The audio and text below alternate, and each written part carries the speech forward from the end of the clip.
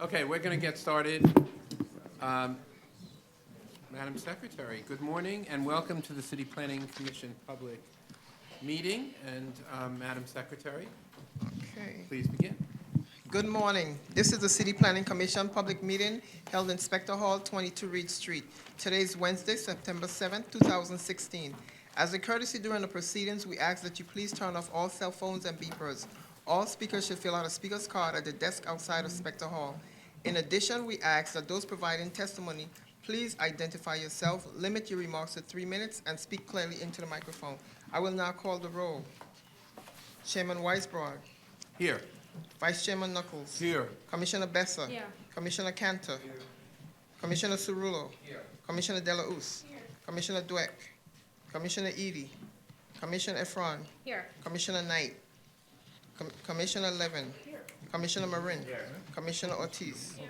A quorum is present.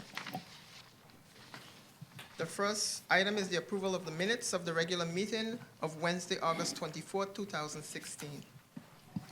On the minutes, may I have a motion to approve? So moved. Any discussion? All in favor? Aye. Any opposed? Any abstentions? Hearing none, the minutes are approved.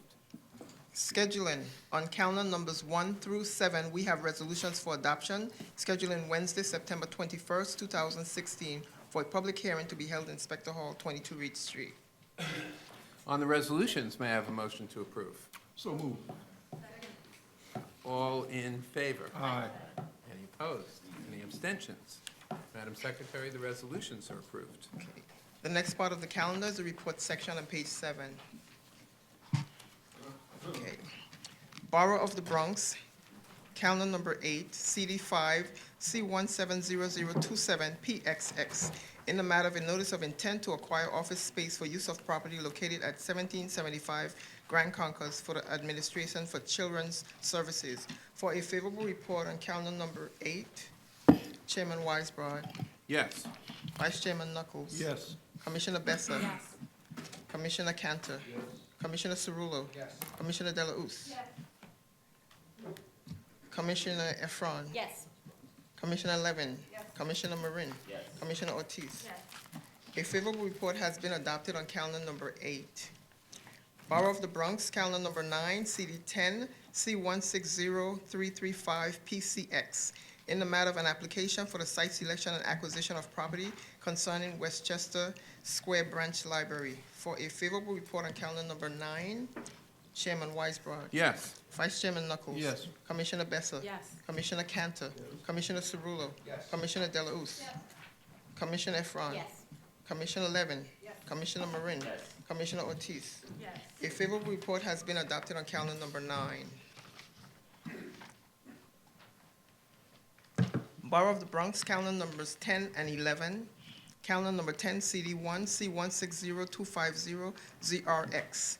Calendar number 11, C160251, ZMX. In the matter of applications for the zoning map and zoning text amendments concerning East 147th Street rezoning. For favorable reports on calendar numbers 10 and 11, Chairman Weisbrod. Yes. Vice Chairman Knuckles. Yes. Commissioner Besser. Yes. Commissioner Cantor. Yes. Commissioner Cerullo. Yes. Commissioner Delausse. Commissioner Efron. Yes. Commissioner Levin. Yes. Commissioner Marin. Yes. Commissioner Ortiz. Yes. Favorable reports have been adopted on calendar numbers 10 and 11. Borough of Brooklyn, calendar numbers 12, 13, and 14. Calendar number 12, CD2, C160030, ZMK. Calendar number 13, C160054, MMK. Calendar number 14, N160029, ZRK. In the matter of applications for zoning maps and zoning text amendments concerning 141 Willoughby Street rezoning. For favorable reports on calendar numbers 12, 13, and 14. Chairman Weisbrod. Yes. Vice Chairman Knuckles. Yes. Commissioner Besser. Yes. Commissioner Cantor. Yes. Commissioner Cerullo. Yes. Commissioner Delausse. With urban planning, there are often opportunities to re-examine past land use decisions and improve upon them. Such is the case with the 141 Willoughby proposal, which proposes to rezone a parcel removed from the 2004 downtown Brooklyn rezoning. The project proposes new office development and would be subject to mandatory inclusionary housing, bringing needed affordable housing.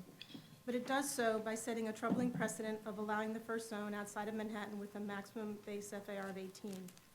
I'm not comfortable with the precedent it would set, especially in a community that has not been able to adequately deal with the existing unintended consequences of the prior rezoning. For that reason, I'm going to abstain. Okay. Commissioner Efron? Yes. Commissioner Levin? I certainly share Commissioner Delos's concerns, but I'm satisfied that given the very unique characteristics of this site, we're unlikely to see this kind of density elsewhere without a very large and robust public approval process. For that reason, I vote yes. Commissioner Marin? Yes. Commissioner Ortiz? Yes. Favorable reports have been adopted on calendar numbers 12, 13, and 14. Borough of Manhattan, calendar number 15, CD2, C160199ZSM, in the matter of an application for the grant of a special permit concerning 248 Lafayette Street. For a favorable report on calendar number 15, Chairman Weisbrod, Yes. Vice Chairman Knuckles, Yes. Commissioner Besser, Yes. Commissioner Cantor, Commissioner Cerullo, Yes. Commissioner Delauss, Yes. Commissioner Efron, Yes. Commissioner Levin, Commissioner Marin, Commissioner Ortiz. Yes. A favorable report has been adopted on calendar number 15. Borough of Manhattan, calendar numbers 16, 17, and 18. Calendar number 16, CD5, C160148ZSM. Calendar number 17, N160147ZRM. Calendar number 18, N160149ZAM. In the matter of applications for the grant of a special permit, zoning text amendment, and for the grant of an authorization concerning 217 West 29th Street. For a favorable report on calendar number 16, for a favorable report as modified on calendar number 17, and for adoption on calendar number 18. Chairman Weisbrod. Yes. Vice Chairman Knuckles. Yes. Commissioner Besser. Yes. Commissioner Cantor. Commissioner Cerullo. Yes. Commissioner Delauss. Yes. Commissioner Efron. Yes. Commissioner Levin. Yes. Commissioner Marin. Yes. Commissioner Ortiz. I continue to raise concerns about special permits that allow excessive accessory parking in the Manhattan core. I do think these permit approvals effectively encourage car usage that perhaps not in any individual instance, but certainly on the whole, undermine the character of place that makes the city unique and special, and a place where car ownership is truly unnecessary. Too many cars on our streets create congestion, create conflicts with pedestrians, require streets that serve cars rather than people, and diminishes the quality of our public space. In this case, proximity to transit, and in particular Penn Station, reduces the need for parking. While I understand we are beholden to the findings and methodology used to determine approval, I'm hopeful that recent conversations about the parking methodology will allow this commission to take into account, among other things, availability and proximity to mass transit when determining approval. For this reason, I abstain. A favorable report has been adopted on calendar number 16. A favorable report as modified has been adopted on calendar number 17, and calendar number 18 has been adopted. Borough of Manhattan, calendar number 19, CD2, M840260E, ZMM, in the matter of an application for modification to a restrictive declaration concerning 95 Horatio Street. For a favorable report on calendar number 19, Chairman Weisbrod, Yes. Vice Chairman Knuckles. Yes. Commissioner Besser. Yes. Commissioner Cantor. Commissioner Cerullo. Yes. Commissioner Delauss. Yes. Commissioner Dweck. Yes. And please let the record reflect my yes votes on the prior actions, and with my comments on 141 Willoughby, saying that I hope that the city council will follow the borough president's recommendations. Thank you. You're welcome. Will do. Okay, Commissioner Efron. Yes. Commissioner Levin. Yes. Commissioner Marin. Yes. Commissioner Ortiz. Yes. A favorable report has been adopted on calendar number 19.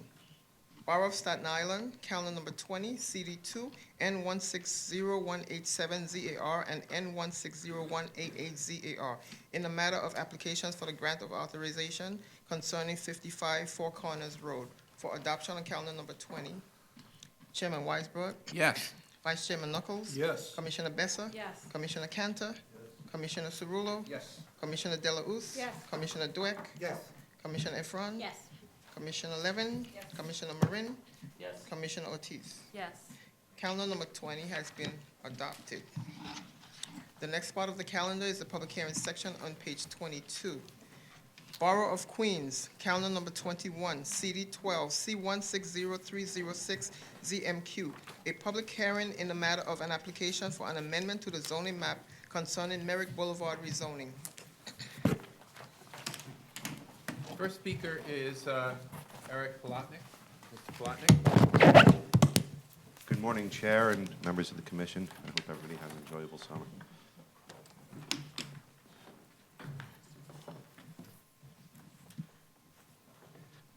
Good morning again. This is an application for a rezoning. It's in the Springfield Gardens section of Jamaica, Queens. And what we're asking permission to do is to extend the existing C23 overlay that extends along Merrick Boulevard back 50 feet to include this lot 12 right here. The property right now is cut at an angle along Merrick Boulevard. In 2011, there was a rezoning by the Department of City Planning, and initiated their own rezoning, whereby this lot, which was once within a C2 commercial zoning district, which is part of a larger zoning lot, was cut out. And when they redid the rezoning, the purpose of the rezoning was to cause the zoning district lines to be parallel with the side streets. So if you watch the way the lines work, this reflects the zoning district lines, as opposed to where it was before, which was a parallel mechanism. In doing so, our client's property, which is located right here, the back portion of it, which is lot 12, so about 5,000 square feet, which rests right here, was cut out of the earlier rezoning and now has a pure residential zoning district. We're asking permission to put a C23 overlay on that portion of the zoning district and on that portion of the property. And our land use rationale for that request, because I know that your commission has had the chance to look at the community board's recommendations as well as the borough president's recommendation, both of which denied the application. I'll go into that for a second. A lot of it which had to do with the use of the property, the specific use, the commercial use. A dollar store is what was proposed, and that caused a lot of a stir. But what we're asking permission for is to come to the back of the property, and our land use rationale for that is if you look on the radius diagram and on the zoning maps, you'll see that all of the other properties along Merrick Boulevard all extend back in the commercial district by approximately 200 feet. Ours stopped right here at 100 feet. Now, the reason for it, which we've spoken to your planner, who, by the way, has been great, Stephen Everett, is because the department was very concerned about making sure that the properties that had tax lots fronting on Merrick Boulevard were the ones that got the rezoning, and that the tax lots that didn't front on Merrick Boulevard were cut out of the rezoning. That's why the map jigs when it gets to our property here, whereas this is 200 feet deep, this is 200 feet deep, this is 200 feet deep. We go to only 100 feet deep because this lot is a separate tax lot. But our client was not aware of the rezoning at the time, and had he spoken to the department, he would have alerted them that it's one zoning lot. And because he didn't have that knowledge at the time that the rezoning went through, the rezoning took place in 2011. He initiated a deal with Dollar Store in 2013, initiated a rezoning in 2014, and then found out, or 2013, found out when he made his deal, soon found out that the rezoning had occurred, so he was 2 years late. So that's what brings us here today to ask you for the rezoning. This map right here, this aerial, excuse me, the blue stars denote all of the property owners that our client has gone out to and spoken to and gained support for the application from. So I think I was here a couple of weeks ago with an application where I didn't have much support, so I learned to come and show you some support. And we've got everybody around us. Most importantly, I think, is the property right behind us on 126th Avenue, where we come right up to. But we only come up to their property line, not their building line. They actually have a side yard and a driveway, so there's a distance of about 30 feet separating them from us, which is, oh, I guess I'm out of time. I thank you very much. I'll be happy to answer any questions. Thank you, may Mr. have. Plotnick. Questions? Ms. Efron.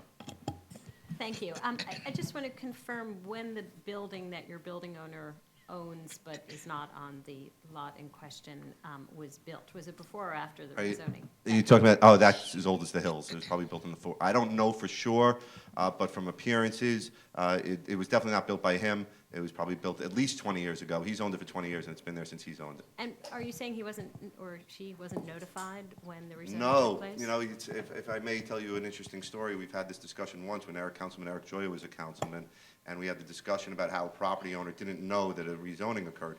And Councilman Joya, and the answer from the other side was, well, it was in all the papers, because you don't get a notification. He said, it's on all the papers. So Councilman Joya said something very smart. He said, what was the score in the Yankees game last night?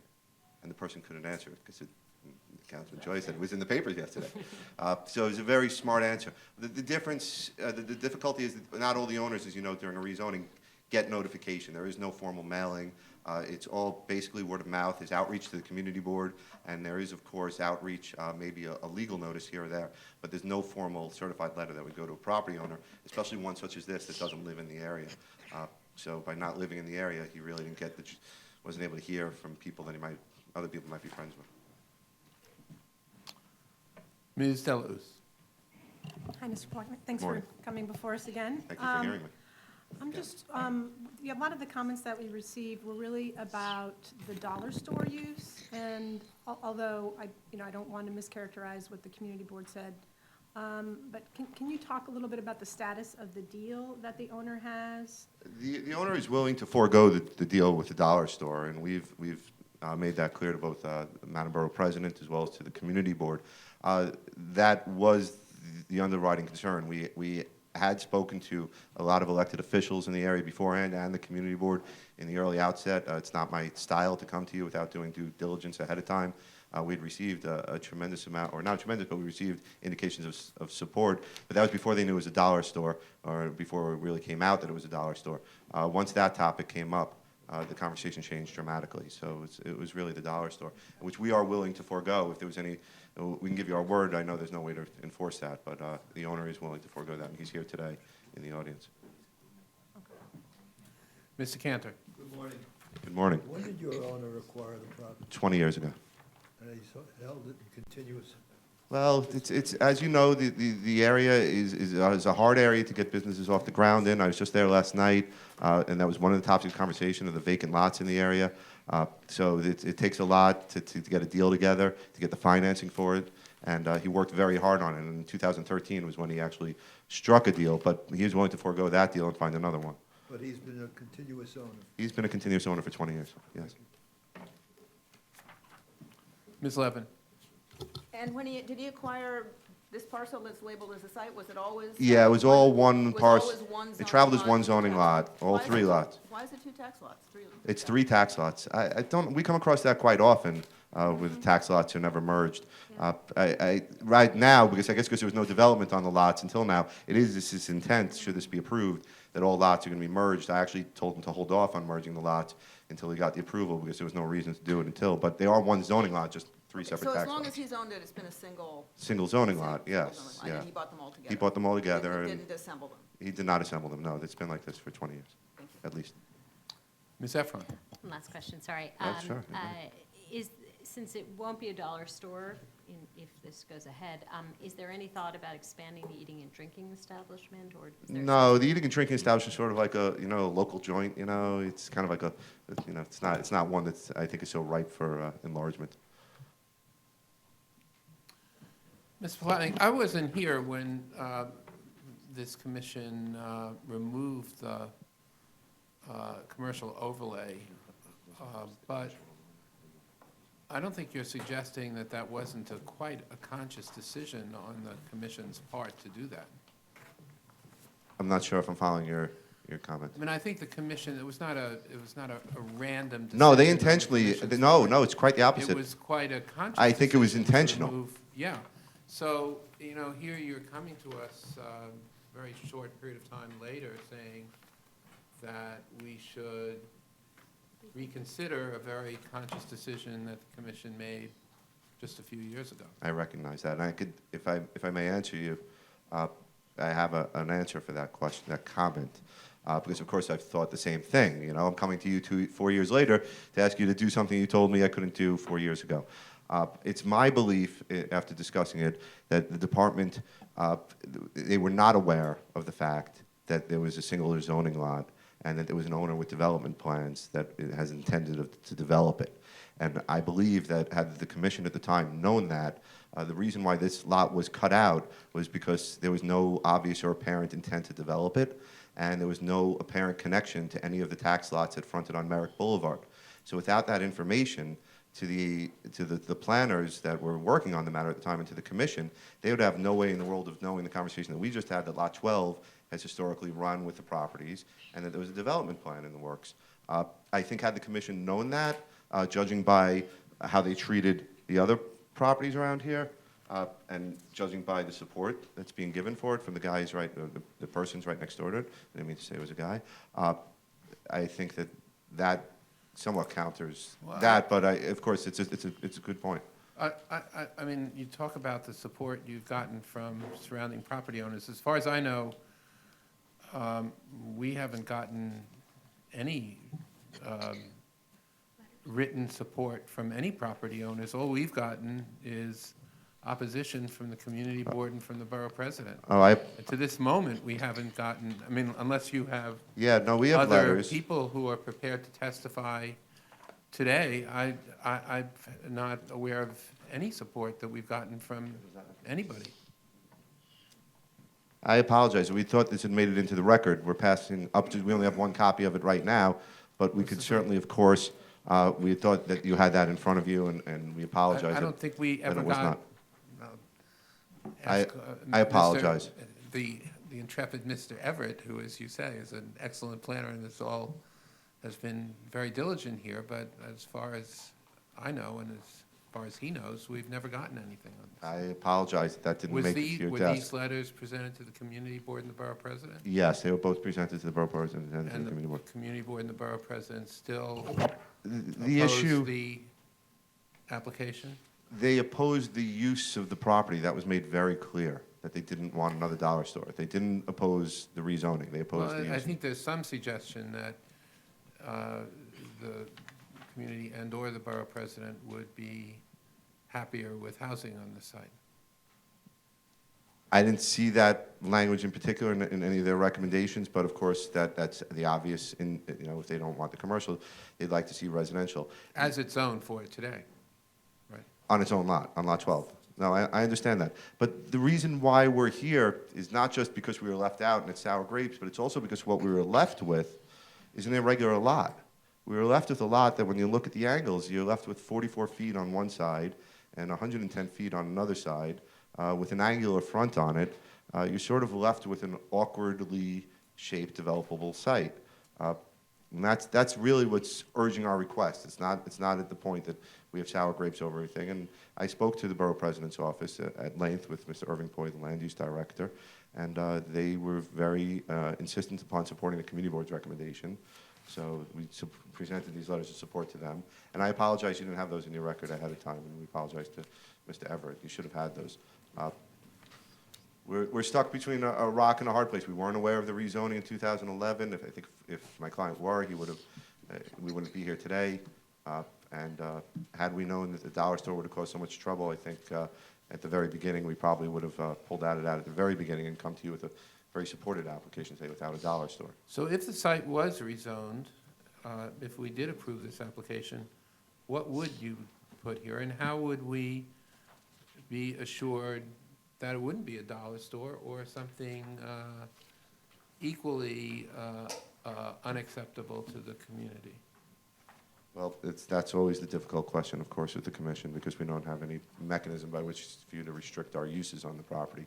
So all you would have is Mr. Manabal's intent in order to actually effectuate that. And his intent is obviously not in writing, and there's no way to enforce it. So I can understand your concern with that. But we do have a property owner who's been very patient with the property for years. He's understanding the concerns that you have, and he's here today giving you his word that he wouldn't do that, but that's all we can give you. Mr. Knuckles. Eric, along those lines, assuming there would not be a dollar store, we can presume, can we not, that there would be a retail use? Yes, that's the desire. And one of the issues that the community board and the borough president raised was the absence of off-street parking and the presumed impact that a retail establishment would have on the residents, the adjacent residents of the site. What do you have to say about that? Well, there's retail up and down Merrick Boulevard, and this site is a blighted site on Merrick Boulevard. It's been a vacant front for 25, 30 years. There's been no development on it. Many of those, storefronts do not have parking, nor are they required to. The zoning resolution gives you the exemption for lower density retail, that there's a waiver provision. So I was in the neighborhood last night for a meeting. There's plenty of on-street parking in the metered spaces. I was just at an UNCA meeting in Jamaica and on Merrick Boulevard right there. And on Merrick Boulevard in the metered spots is ample on-street parking. It's when you go into the side streets where the residents live, that's where the parking gets difficult. And I believe most of this retail will be local. And a lot of the people some of the people will be walking from the surrounding community. And those that don't, there is the parking on Merrick Boulevard. Ms. Besser? Thank you. Would the applicant consider a mixed-use development to include some residential units? He definitely would. We spoke about that actually yesterday. He needs to have a bank finance it. That's the whole thing. So he started with the dollar store because he had a dollar store contract in hand. So now he's going to go back to the drawing boards and start over again to try to figure out a use if you were to approve it. But that would be one of the ideas we discussed yesterday. Thank you. Ms. Ortiz? Hi. Hi. One of the issues you mentioned earlier was that, the vacancies along Merrick and some of the challenges associated with opening and running a business. It took a long time to get a deal. And you mentioned that, as part of this, you would potentially walk away from a deal. So the issue of financing and the challenges of development are very similar if we don't have a user and we're going to end up without a user. The holdup up until now, the question that I think you're asking is if it's so hard for us to get a tenant up until now, how is it going to be any different in the future? The holdup until now has been that it didn't have the zoning that was in place for it. So when Mr. Monabal discovered that, well, actually until 2011, he couldn't actually find anybody to be interested in the property. But once he found somebody to be interested in the property, the zoning was the holdup. I think now the market there has slightly changed. There's certainly been more of an interest in the area. You're starting to see more businesses come to the area and more development. And if you could market it as a 9,000 square foot site or 10,000 square foot site as opposed to what he had before, which was 5,000, we think we'll find many more users that would be willing to make the investment in it. Does he have any viable leads at this time, or is this? I don't know if he might need to, you need to come up to the microphone, but he hasn't spoken. He has to put in a If you sign-in could just sheet. tell me.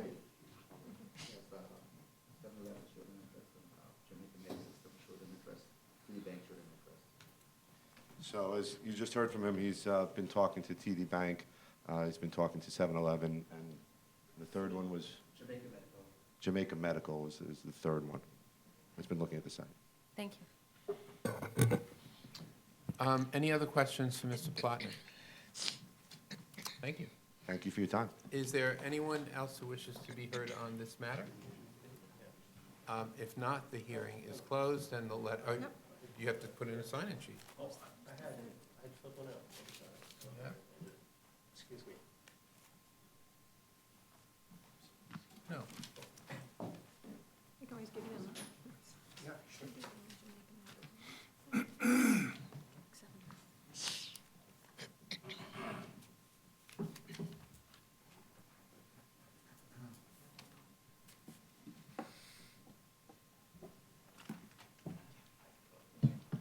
Good morning, my name is Ian Rasmussen.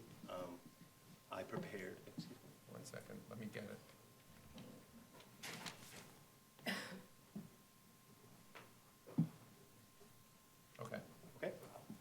My name is Ian Rasmussen. I work on the applicant's team. I prepared some of the maps and graphics that you're looking at right now.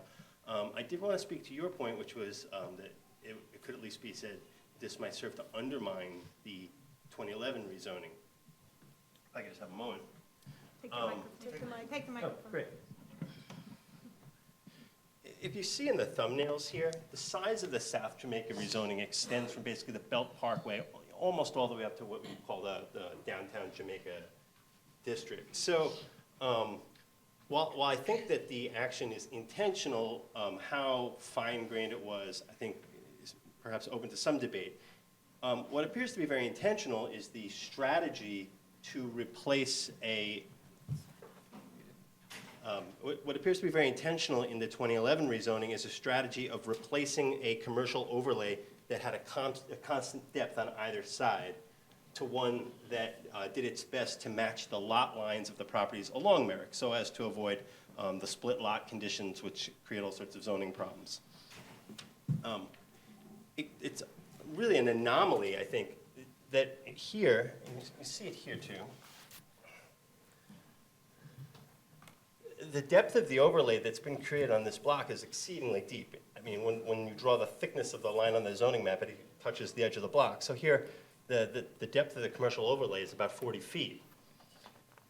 And that's not caused, I think, by an intentional city planning decision so much as it was by this sort of overall idea that lots that fronted on Merrick would have the overlay and lots that didn't front on Merrick. So we see that here the overlay varies in depths in all sorts of points. And the consistent rationale seems to be that if a tax lot has frontage on Merrick, it got to be in the overlay, and if it didn't, it was left out of the overlay. And this is just a particularly troublesome spot in that the overlay ends up being just 40 feet deep.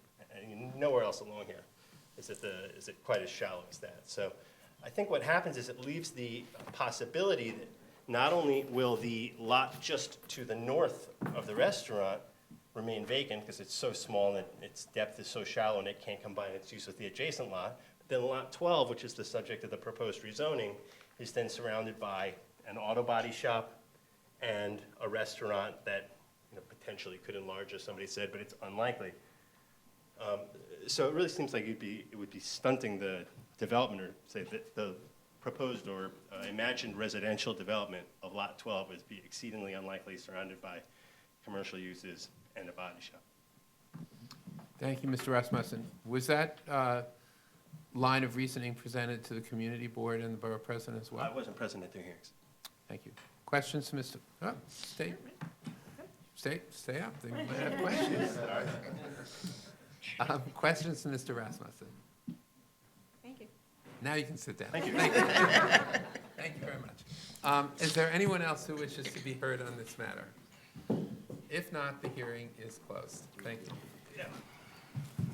Borough of the Bronx, calendar number 22, CD 11, C160332, ZMX, a public hearing in the matter of an application for an amendment of the zoning map concerning 1614 Williamsbridge Road.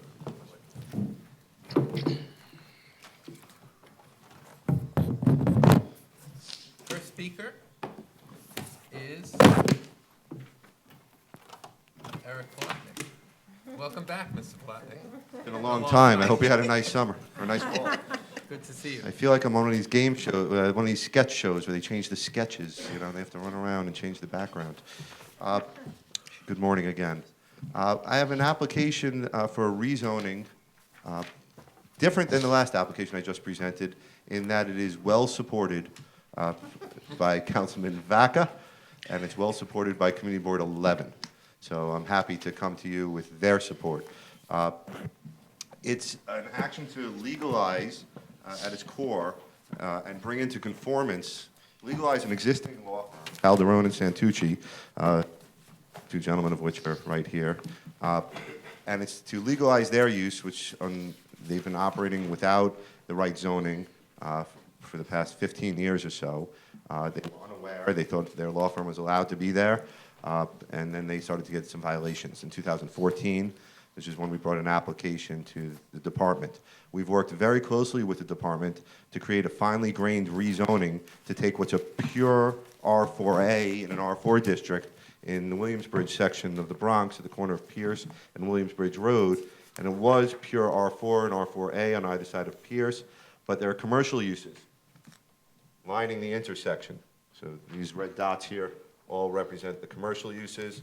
This site right here is the subject of a Board of Standards and Appeals variance application that was granted 2 years ago that authorizes the corner property there to be a medical office.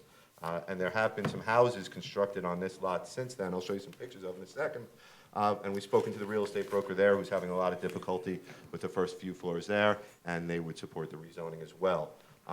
This building right here is a medical office building, the entire building. It is not residential. And this is our site right here, where the law firm is, and there's parking in the rear. There is commercial use, as I just pointed out, on all four corners.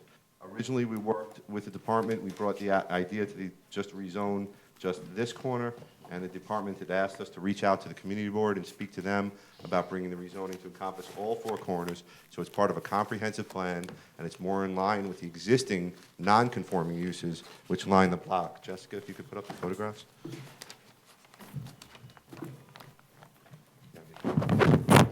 Just take down the-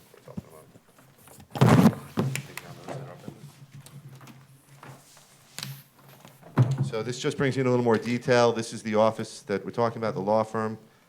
This is the medical office next door. This is the house that I was talking about before they built, and next door to that is the medical office.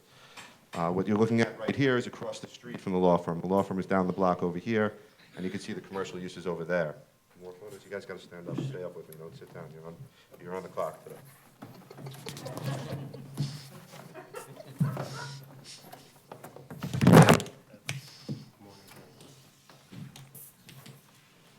What this image right here gives you is the other corner. So far, I've shown you what this side of the street is like and this side of the street is like. This image right here is pointing, the law firm is over here, and we're showing you here that the character of the area, of course, you've got residential there, but here you start commercial, and commercial runs down about 200 feet. So the rezoning legalizes that. And then I would show you the fourth corner, but I'm out of time, but it's similar to the other Thank you, Mr. three corners. Fleming. Thank you. I commend your team. It's almost like a team at a pit stop in a NASCAR race. I feel like I'm that, so very thank you for saying impressed. it. They're very efficient. Thank you. Questions for Mr. Plotnick? Ms. Ellis? Eric, since you guys took the time to consider the uses of all four corners and not just of the applicant, I'm just wondering why, and I'm not sure which direction north or south is, but there's a commercial use on. I know over here, Yeah, I guess. it stops Yeah. here. But what was the rationale for not including that? The department felt as if there needed to be a place to draw the line because they didn't want to extend the lines all the way down. They were concerned about going too far with it, and there was a lot of debate over where to draw the line. That was what came back to us after the department had a lot of internal discussions back and forth. But your agency did have a tremendous amount of back and forth on it. It probably went on for about 4 months with a lot of different minds involved in it, and that was where it settled. It really wasn't our choice at the end, but of course we were happy to agree to what they came up with. And what level of discussion and involvement has there been with the property owners that would be impacted by this? They've spoken to everybody around them, as I said before. They've spoken specifically to the people on the corner, the real estate broker who's selling the corner piece, which is right here, and the medical office next door. They've spoken to. They're in good relations with the church. They're a local law firm. They've been there for years. It's a very tight-knit community. If you've been there, I'm sure that the commissioners from the Bronx know it well, and they know what I'm talking about. Everybody knows everybody, and everybody knows everybody's business. The corner property that got the BSA's variance used to be a mansion, so it actually had a lot of dispute when that was torn down. So everybody was very familiar with this intersection and the goings-on this intersection. Thank you. Ms. Efron? Thanks. I'm looking at the slide right behind you. What is the blue note down below? Right there, down below, behind the podium. Behind the If you could podium. just put that up. map. The use map right there. This one? Yep. And if you could hold that up. What specifically is the use directly across the street? Oh, religious. Is that a There's school? medical offices and a church. There's actually medical and a church. The blue is medical and a church. And, I believe that's the church. That might be a church property. Right. And that's the medical. Okay, thanks. Ms. Levin? Mr. Plotnick, could I ask about the, sort of the timeline of this vis-à-vis the Morris Park rezoning? It Yeah. seems like we're once again looking at a city-sponsored, a DCP-sponsored rezoning that sought to keep commercial uses off of residential side streets. Yes. And I find Our myself in the same briefing situation. materials indicate that this property has been used has contained a non-permitted commercial use since approximately 2005. Yes. Was it used as an office Yes. when the rezoning happened? It was used Was as, it it was an office at the time the rezoning happened. The rezoning completed in 2006, and it wasn't there. I wasn't privy to any discussions at the time. I'd imagine the same exact thing that happened in the earlier application occurred here, where they were not aware of what was occurring, and had they been, they probably could have been more vocal, but But in that case, why is it not a prior non-conforming use? because it was was established occupied. post-1961. It was established Okay, but post-1961. was commercial use allowed before the I don't believe it. Morris Park rezoning? I don't believe it was. I believe it's been residentially zoned the whole time. I think it was always pure residential, a pure residential zoning district. Okay, and did your client participate in the rezoning? No, Express they had their no knowledge. views They didn't about- even know it was, they didn't know they weren't allowed to have it there to begin with. They came as a shock to them when they got the violation. Maybe their architect knew, but they didn't know. Okay, So So it they came as a acquired shock. it as a house and turned it into They- an office and then realized? Yes, and they thought they were allowed to do that. Okay, on what basis? I don't know the basis. They're here today. They could speak if you'd like them to sign in. They're both here. I'd be happy to ask them to speak. But they could explain how they got to it. But they didn't have any ill will or ill intent. I don't think they were aware, even though they are lawyers. Yeah, it does look like a house. But they're malpractice lawyers, yeah. Are they zoning lawyers? No, I just said they're malpractice. Apparently not. They're malpractice lawyers, Um, personal injury. Ms. Besser? You had mentioned there was a parcel that was for sale by a real estate broker. Is that parcel included? Would this potentially be included? Yeah, that's the corner piece and the houses next to it, which, can you pull up the corner one and the houses, please? That doesn't show it so clear. There's a better one. There's a better one. No, it's over here.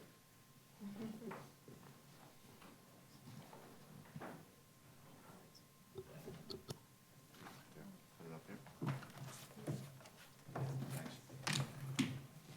So the site is over here. This is the medical office that's next door to us. That's the residential home that I mentioned is in between us. And this is the variance that was the medical office that the Board of Standards and Appeals granted for the old mansion. The ground floor unit here is for sale, and the ground floor units over here are for sale. That's the broker we've spoken to, who said that they would be very supportive. They're having a lot of trouble getting rid of the ground floor units on Williamsbridge, so.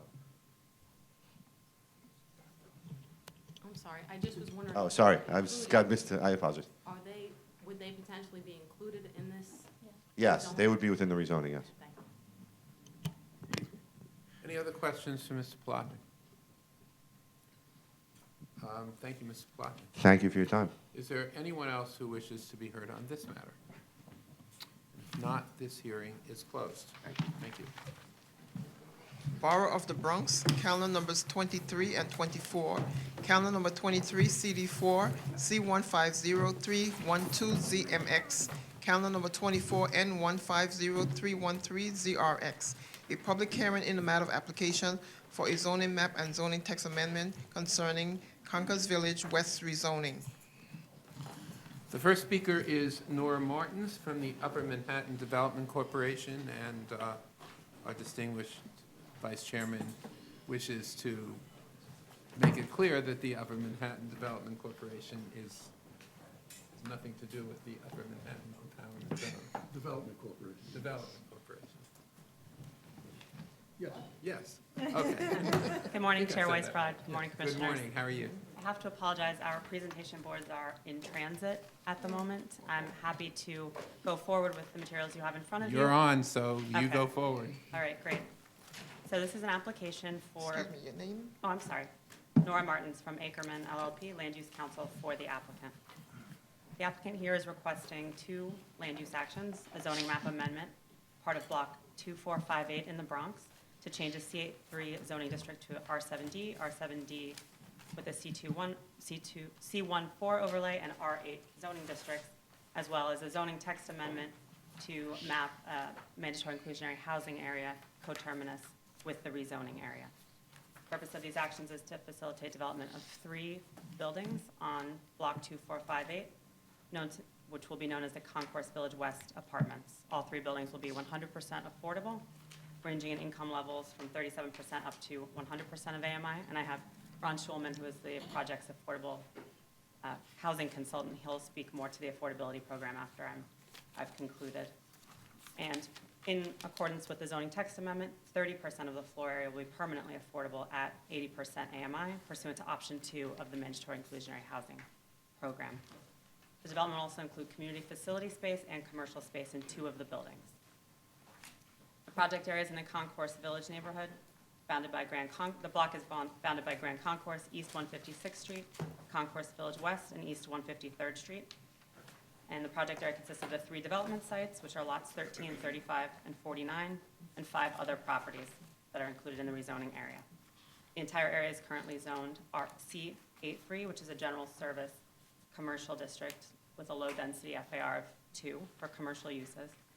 Although it permits most commercial uses, including auto-related uses, does not permit residential use as of right. Given the low commercial FAR, this block has remained primarily undeveloped on several sites, including the 3 development sites, which are used primarily for public parking.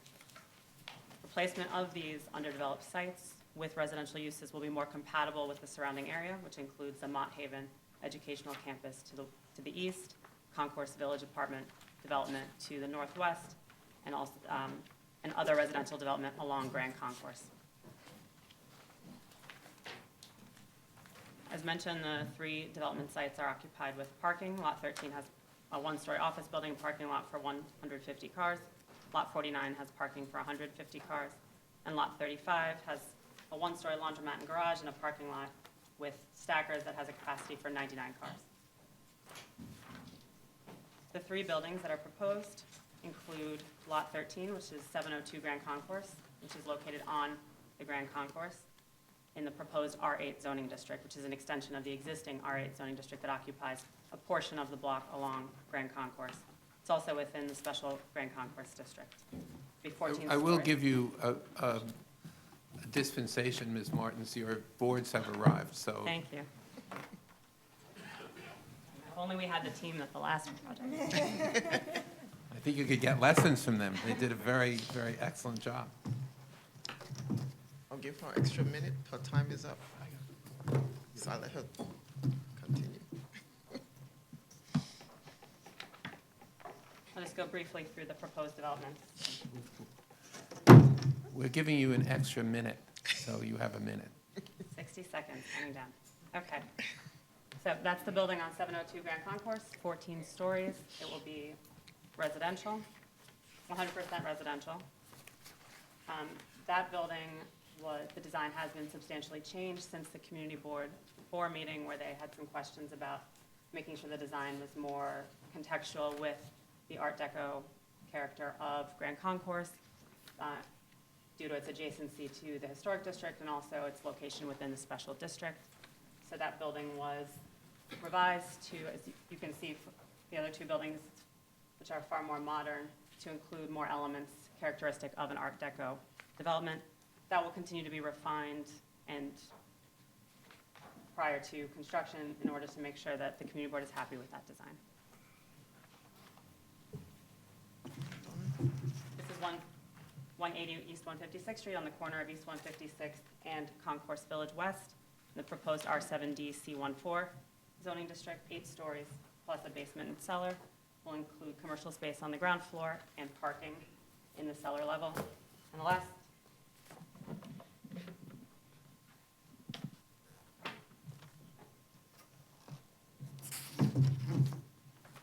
the last building of the 3-building development will be also on Concourse Village West, directly behind 702 Grand Concourse. In the R7D zoning district will be a 10-story building with community facility use on the ground floor. That program has not been confirmed yet, but the applicant is interested in pursuing a universal pre-K program as suggested by the community board. Thank you, Ms. Martins. That was okay. Questions? Mr. Knuckles. Ms. Martin, is the plan to build each of these 3 buildings simultaneously, or is there a sequenced construction process? They're planned to be developed simultaneously. Ms. Deluz. Martin, can you walk through the affordability levels of the different buildings and the breakdown in terms of unit sizes for each building?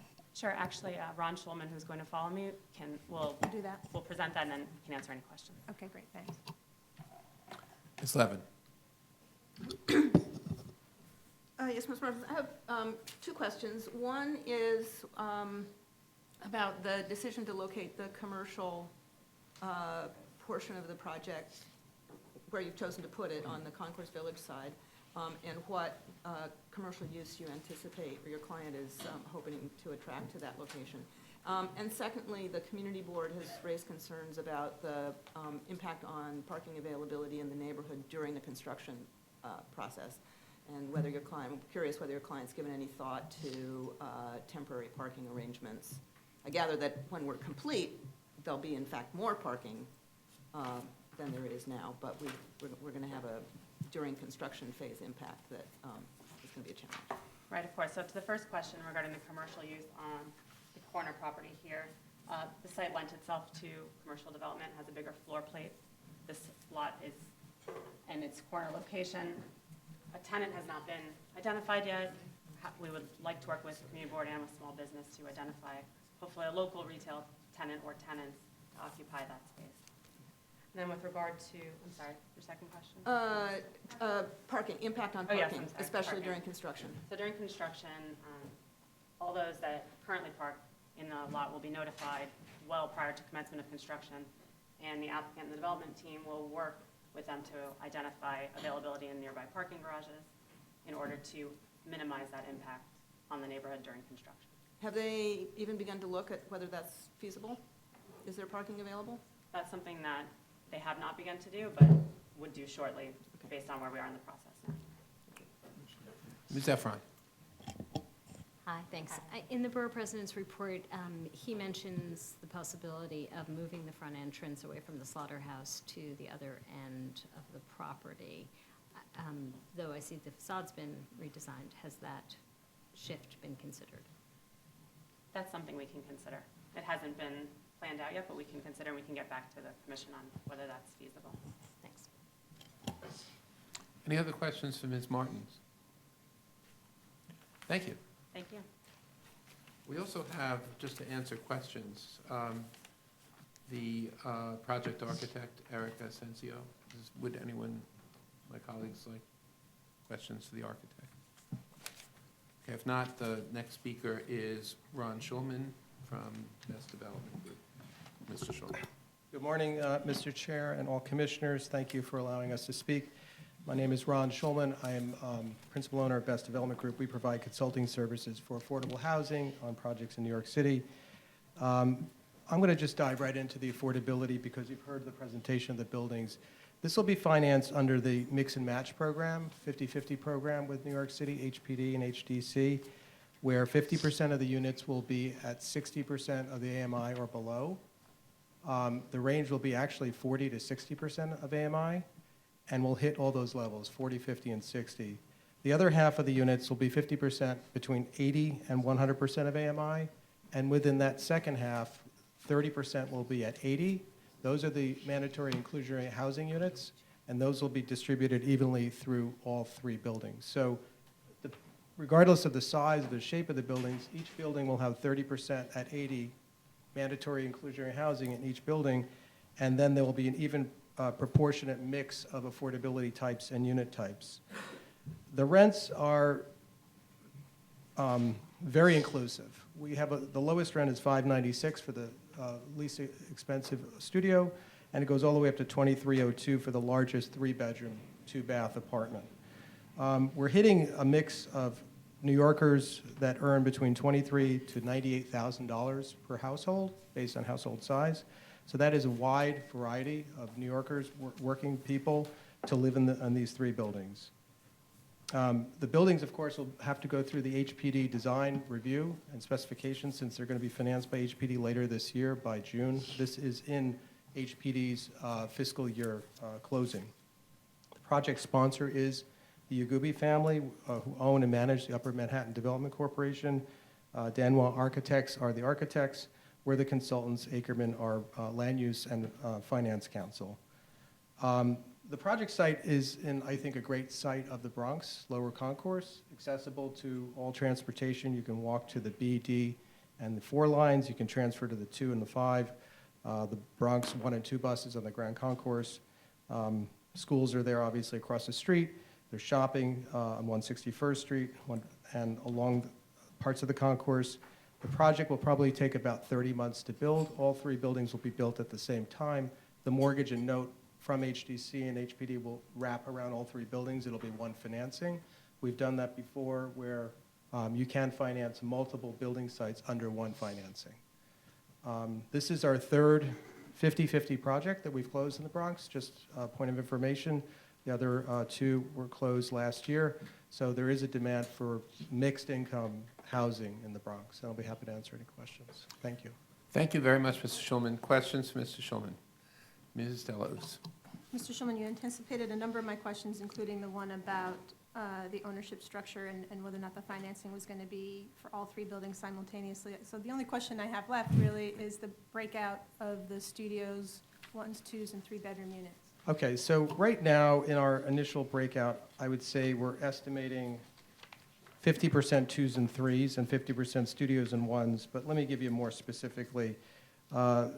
Again, every floor has to be laid out, but for now, you can use 41 studios, 84 1s, 71 2s, 32 3s, and that should add up to a 50-50 mix. Thank you. And is that going to vary significantly by building? Hopefully not. These 2 larger buildings will have very big floor plates. This has a smaller floor plate, so it depends on how we lay out the apartments, but I think we're going to want those large apartments on the Grand Concourse. That is a premium building. That will have not only views, but you're on the Grand Concourse, and a 2 and 3 bedroom will be a fantastic apartment.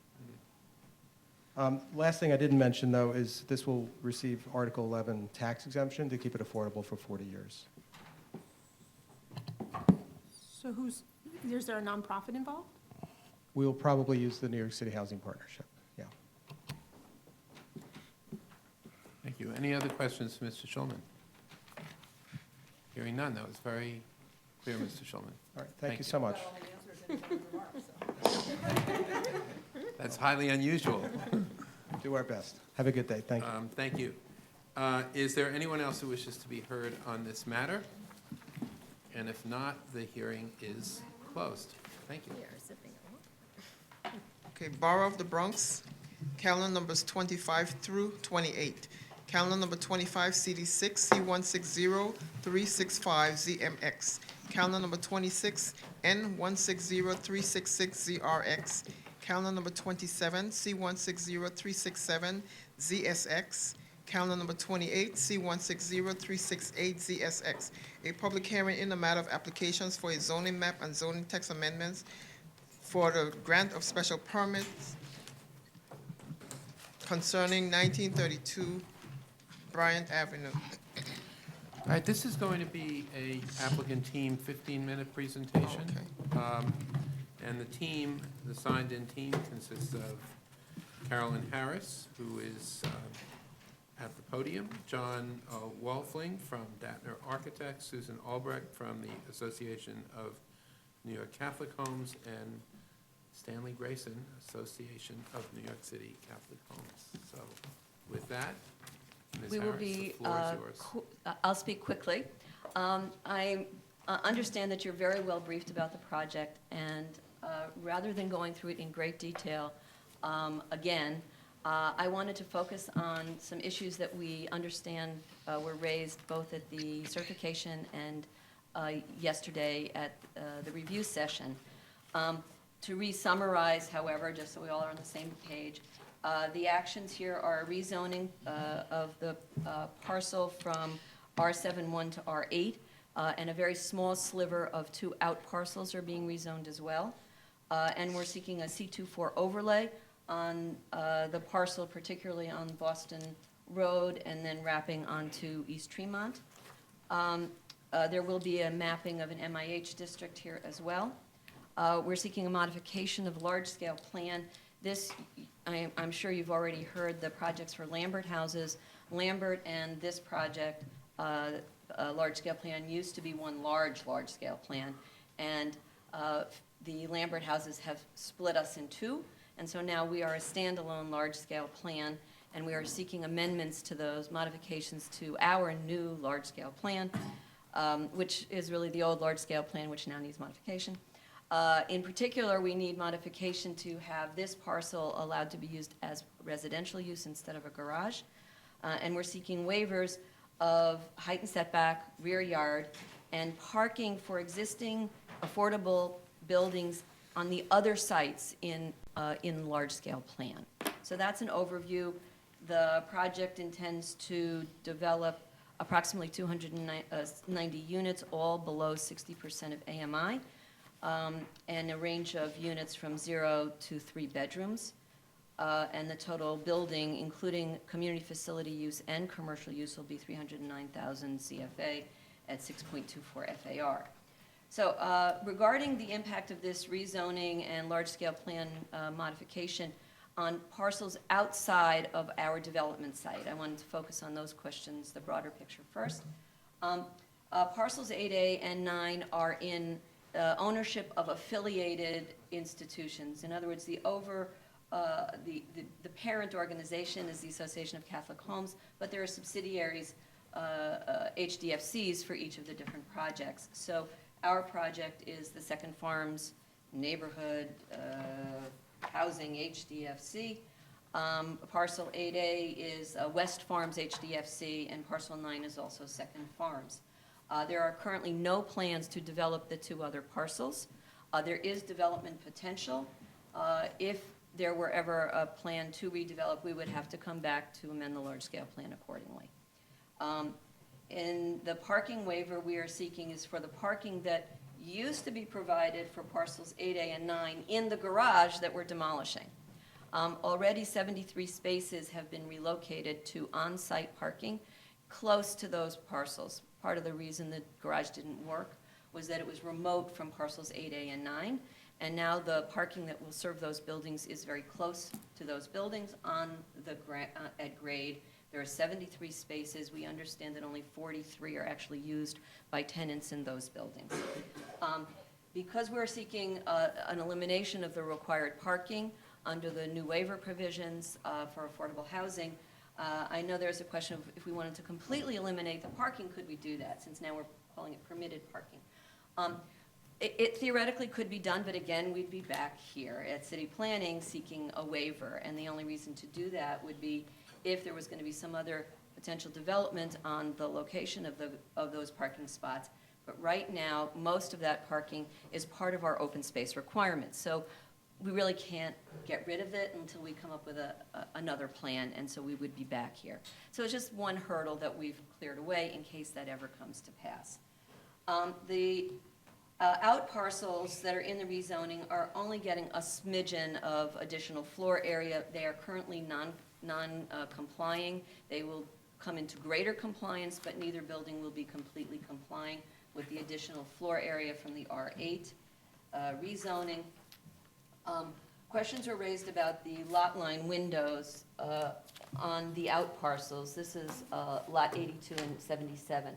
There are lot line windows. We're actually very grateful the question that was raised in certification, because we realize that there are lot line windows on the side lot line of lot 82, as well as lot line windows in their on their rear lot lines in this one's side lot line. As a consequence of that, even though what we've presented in plans are only schematic illustrative drawings, we are committed to pulling the wall of our building back above the first floor so that there'd be 8 feet for these lot line windows to continue to be open. They wouldn't have to be bricked up. And that would be from the second floor up. This portion of the building was only going to be 2 stories, as I recall, so we're cutting back what we expected to be community facility space in order to leave those windows available to the tenants. These lot line windows right now face this dilapidated garage that's hideous, doesn't provide any particular view. And as a consequence of our project, with the demolition of the garage, these windows will be looking over a very nicely landscaped what will be the rear yard for our building. So it's all very positive. They're not part of our zoning lot. We're not giving them an easement for light in there. They're not going to be able to legalize their windows, but they do have a much improved condition. With regard to the development site itself, there is no proposed street wall setback. The setback requirement here is at 85 feet, there's a required setback. That's what we're seeking a waiver of. We don't want to have to set back at 85 feet. Now, part of the reason we don't really need the setback is that the building along Boston Road is already set back anywhere from 10 to 15 feet from the property line. The reason for this is, addressing another one of your questions, is to further recede the building from the elevated subway. So the range of distance from the subway is from 35 to 40 feet, including a 10 to 15-foot setback from the property line at the ground level. So at the upper level, we still need a setback, and we're seeking a waiver of this setback so we have a straight building going up instead of a smaller floor plate at the upper floors. In the application, you'll see that we've proposed a 13 to 15-story building, and we're not sure whether we're going to build over the rock outcropping. Mr. Wolfling will explain a bit more about this when he speaks. Hopefully I hurry up and he give him time. So in our application, we said either a 13 or a 15-story building. When we met with the borough president at the borough president's hearing, the borough president's office was concerned that either a 13 or a 15-story building straight across this property would be very bulky for this corner, and they're trying to improve this intersection. So they asked if we would be able to stagger the heights of the building between 13 and 15. Now, that's not in the application package, but we've come up with a proposal that would show a staggered height. The waiver we request is the same. It's the same special permit request, waiving the height and setback above 85 feet. So your action would be the same regardless of how the stepping of the building came out, and we believe that that's within scope for the environmental review as well.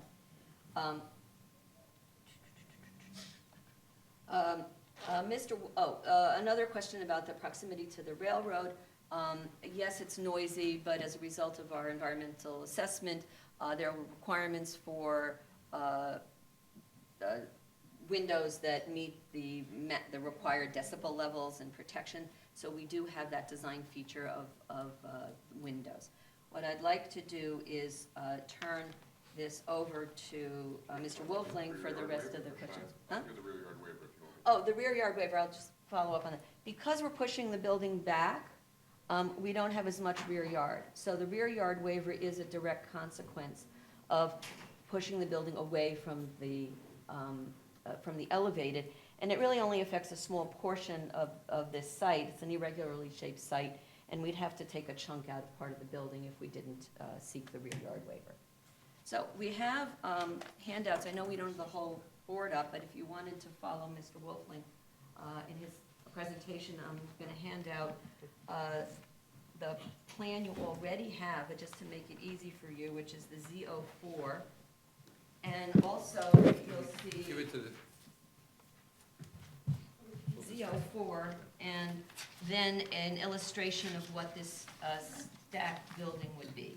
Thank you. So my name is John Wolfling from Daphne Architects. I'm going to continue some of the, answering some of the questions related to the design. So maybe I'll wait until that circulates around. Some of the questions were related to the site treatment around the perimeter of the building. So I'm going to use this drawing to illustrate that. So starting at the low point of the site, we have a commercial area, basically coming right to the property line. Coming around Boston Road, we pulled back away from the property line, as Carrie had mentioned. When we come up to this point, we pull away even further and start to develop some terracing.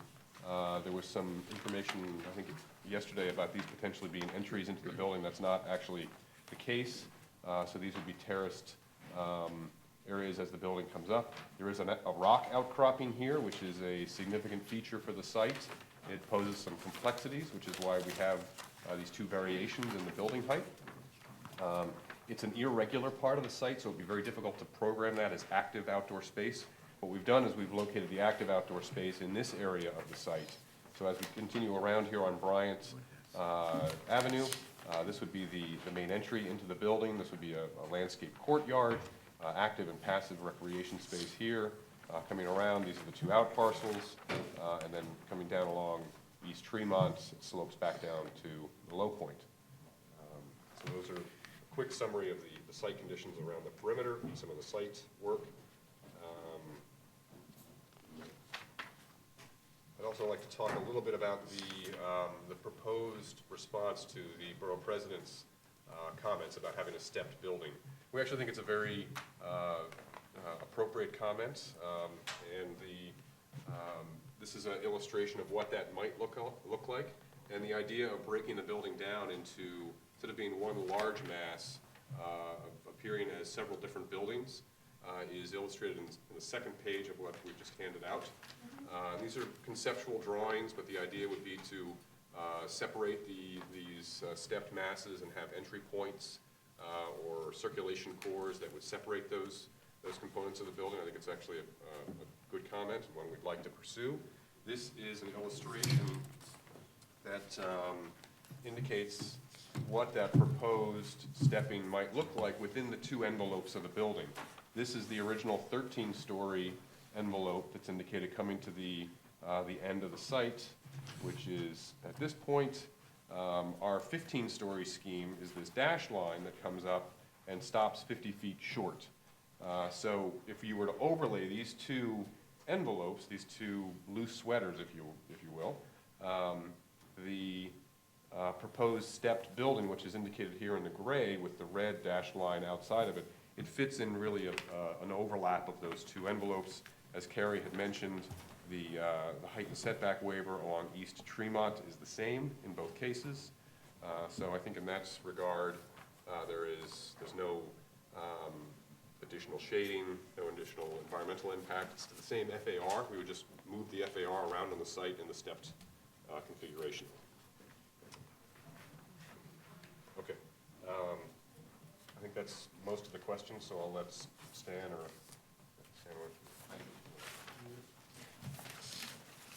Why don't we wait until the presentation is finished? Mr. Grayson, welcome. Chairman, Commissioners, thank you. My name is Stan Grayson, and on behalf of Cardinal Dolan, Monsignor Sullivan of Catholic Charities, the staff and board of Associated New York Catholic Homes, I wanted to say a few words in support of this project. First, let me thank your staff for all their efforts and help in helping us and working with us in getting this project to a point where it's for your consideration today. The affordable housing program of the Association of New York Catholic Homes has as its mission to provide safe and affordable housing for New Yorkers. We have focused on low-income families, individuals, working families, seniors, and those with special needs. I think you'll find this project is one that's very consistent with that mission in providing what we think is going to be a beautiful project in a safe, which is going to be safe and affordable for low-income families. As you've heard, at least 50% of the units will be available for, will be 2- and 3-family units.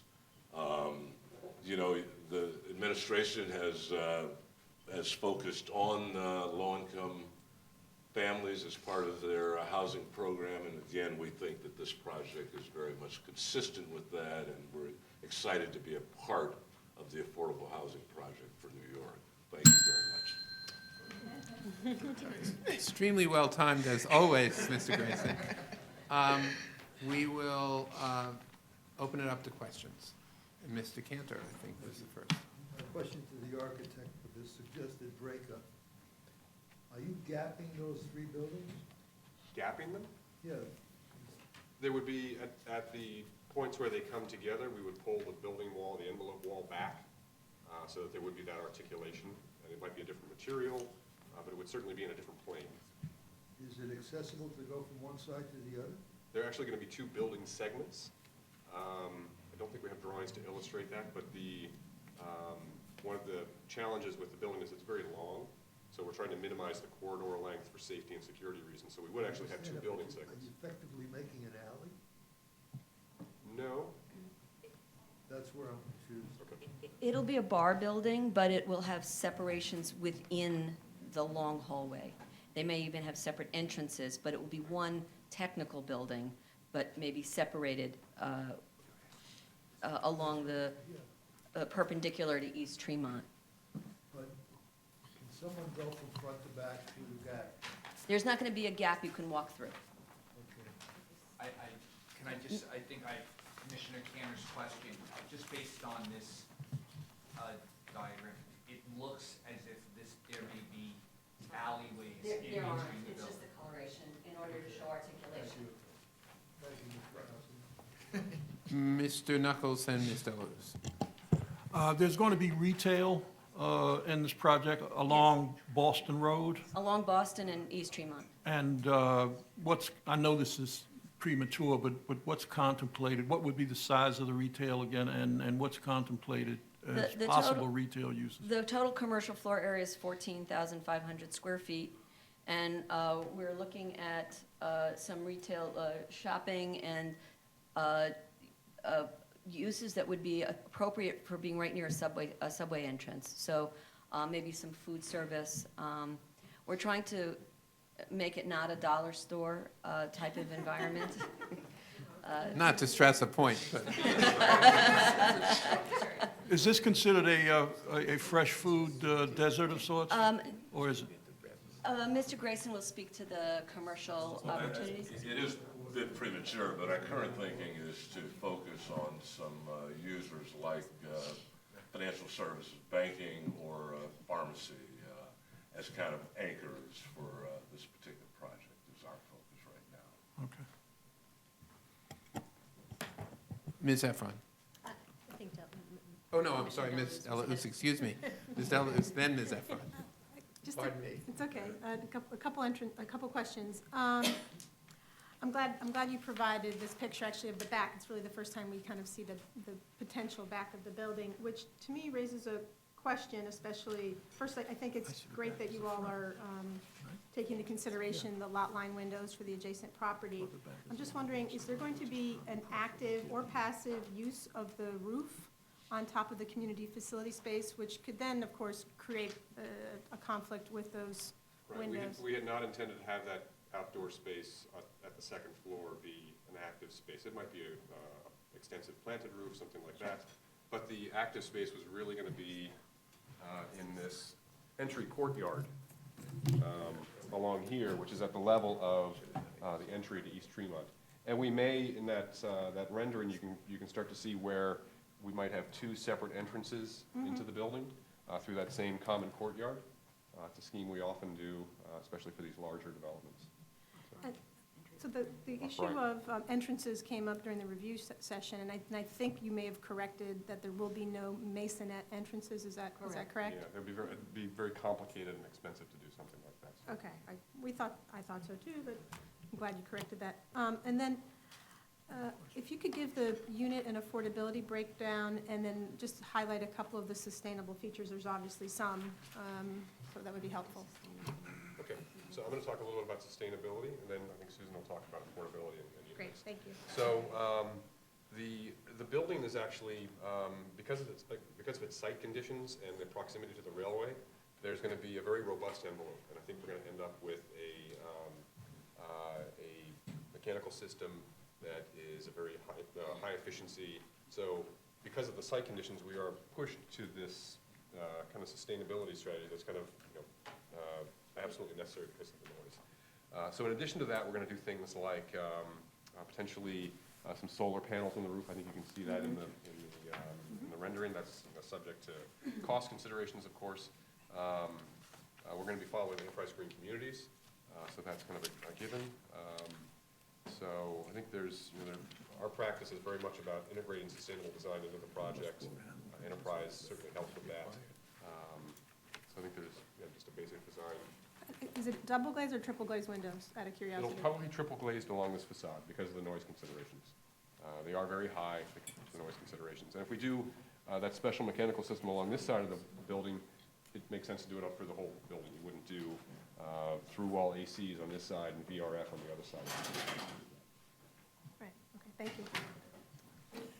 Susan Albrecht? Yeah, Susan Albrecht, Executive Director of the Association of New York Catholic Homes. In terms of the unit mix, it's very much in line with our mission to serve families, so that 50% of these units will be 2 and 3 bedroom units. And then we've also been working with HPD to come up with the feasibility for this. It would be a total of, right now we're looking at 277 units. 20% of those will be for individuals that are formerly homeless and families that are formerly homeless through the Our Space program. So that they will be serving, 20% of the units will be serving very low income families. The range will go between 20% and 60% of AMI. Thank you. Thank you. Ms. Efron? Hi, you answered my air conditioning question, but I have 2 others. Since you will be serving families, and perhaps families even with some special needs, the 2 specific questions are, will there be space available for any social services within the building? And secondly, which you might not be able to answer, will there be any recreational space? How will the space be patrolled in the courtyard? And just because I imagine this was an illustration about the building, and less for that, the term courtyard implies it will be fenced in some way, but here it's right open. So what will the nature of that space be, and how secure will it be for younger people coming home at night? So, yeah, that is part of the plan that we put together, which is to make sure that that yard is a safe and secure area, so it will be fenced off from the street. And in terms of special needs, currently this program, Our Space, is for families that are working and with minimal special needs. However, we do have, as John noted, in the 2nd floor community facility space, and we're currently assessing the need for that right now. Sorry, if you could just respond to whether it'll be patrolled or how the space will be secured in the courtyard space. There'll be a fence line along the perimeter, along East Tremont, that has secure, Bryant, it's 3 streets here. Along Bryant Avenue, there'll be most likely key fob access to get into the courtyard, so it really is resident access only to the courtyard. Sorry, to be more specific, will there be cameras? Is it an attended lobby? What is the planned safety mechanism for these families? I'm not sure if there'll be a doorman in the building, but... We'll probably have some part-time security, but definitely we will have cameras, both there and on the Boston Road side. Thank you. Any other questions for the applicant team? Hearing none. Thank you very much. Thank you. Is there anyone else who wishes to be heard on this matter? And hearing none, this hearing is closed. Thank you all. Borough of Manhattan, calendar numbers 29 and 30. Calendar number 29, CDs 4 and 5, N160254ZRM. Calendar number 30, N160254A ZRM. A public hearing in a matter of applications for zoning text amendments concerning the Theater Subdistrict Fund text amendment. So, the first speaker is Jefferson Mao from the Manhattan Borough President's Office. Mr. Mao, welcome.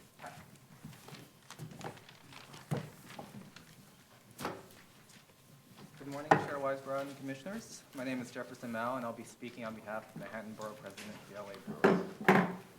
The Borough President supports the modification of the contribution rate into the Theater Subdistrict Fund to be approximately 20% of the value of the development rights. Our office believes this is more in line with the original 1998 legislation and would ground the methodology in the actual value of the development rights.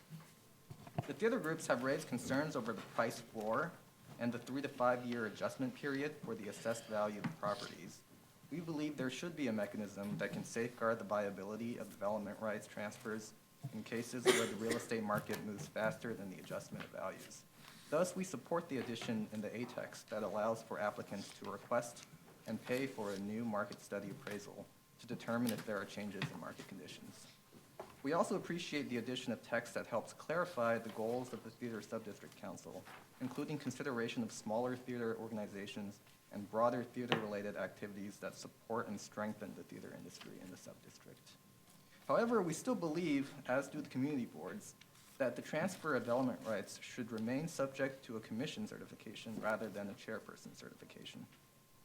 While there are other floor area transfer mechanisms in the zoning resolution that are treated as ministerial actions, experience has shown the importance of a community board referral and a public vote on these matters.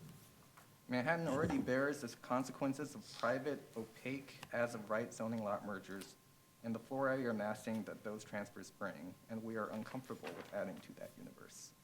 In light of this, the Borough President recommends approval of this text amendment with the condition that the review of transfer of development rights continue to be subject to the greater transparency of a commission certification. Thank you for your time. Thank you, Mr. Mao. Questions for Mr. Mao? Thank you very much. Next speaker is Greg Lewis from Community Board 5.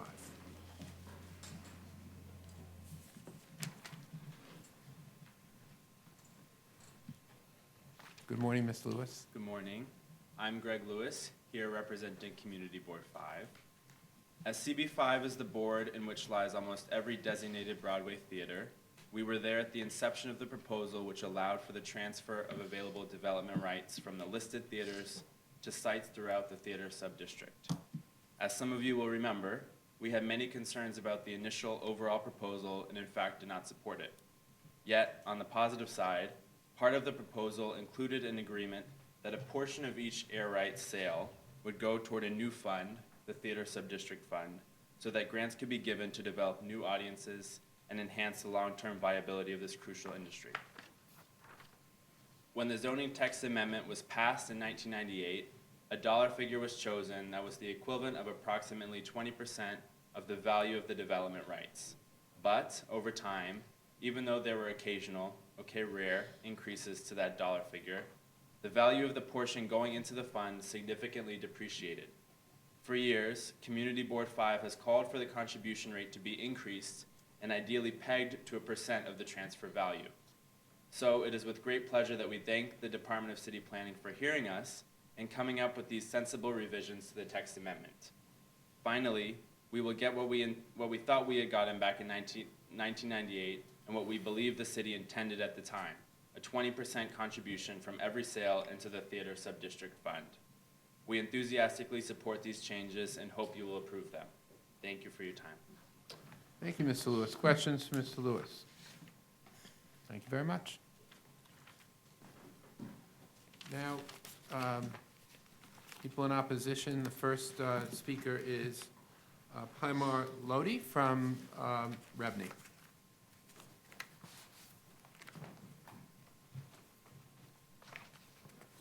Welcome, Mr. Lodi. Thank you.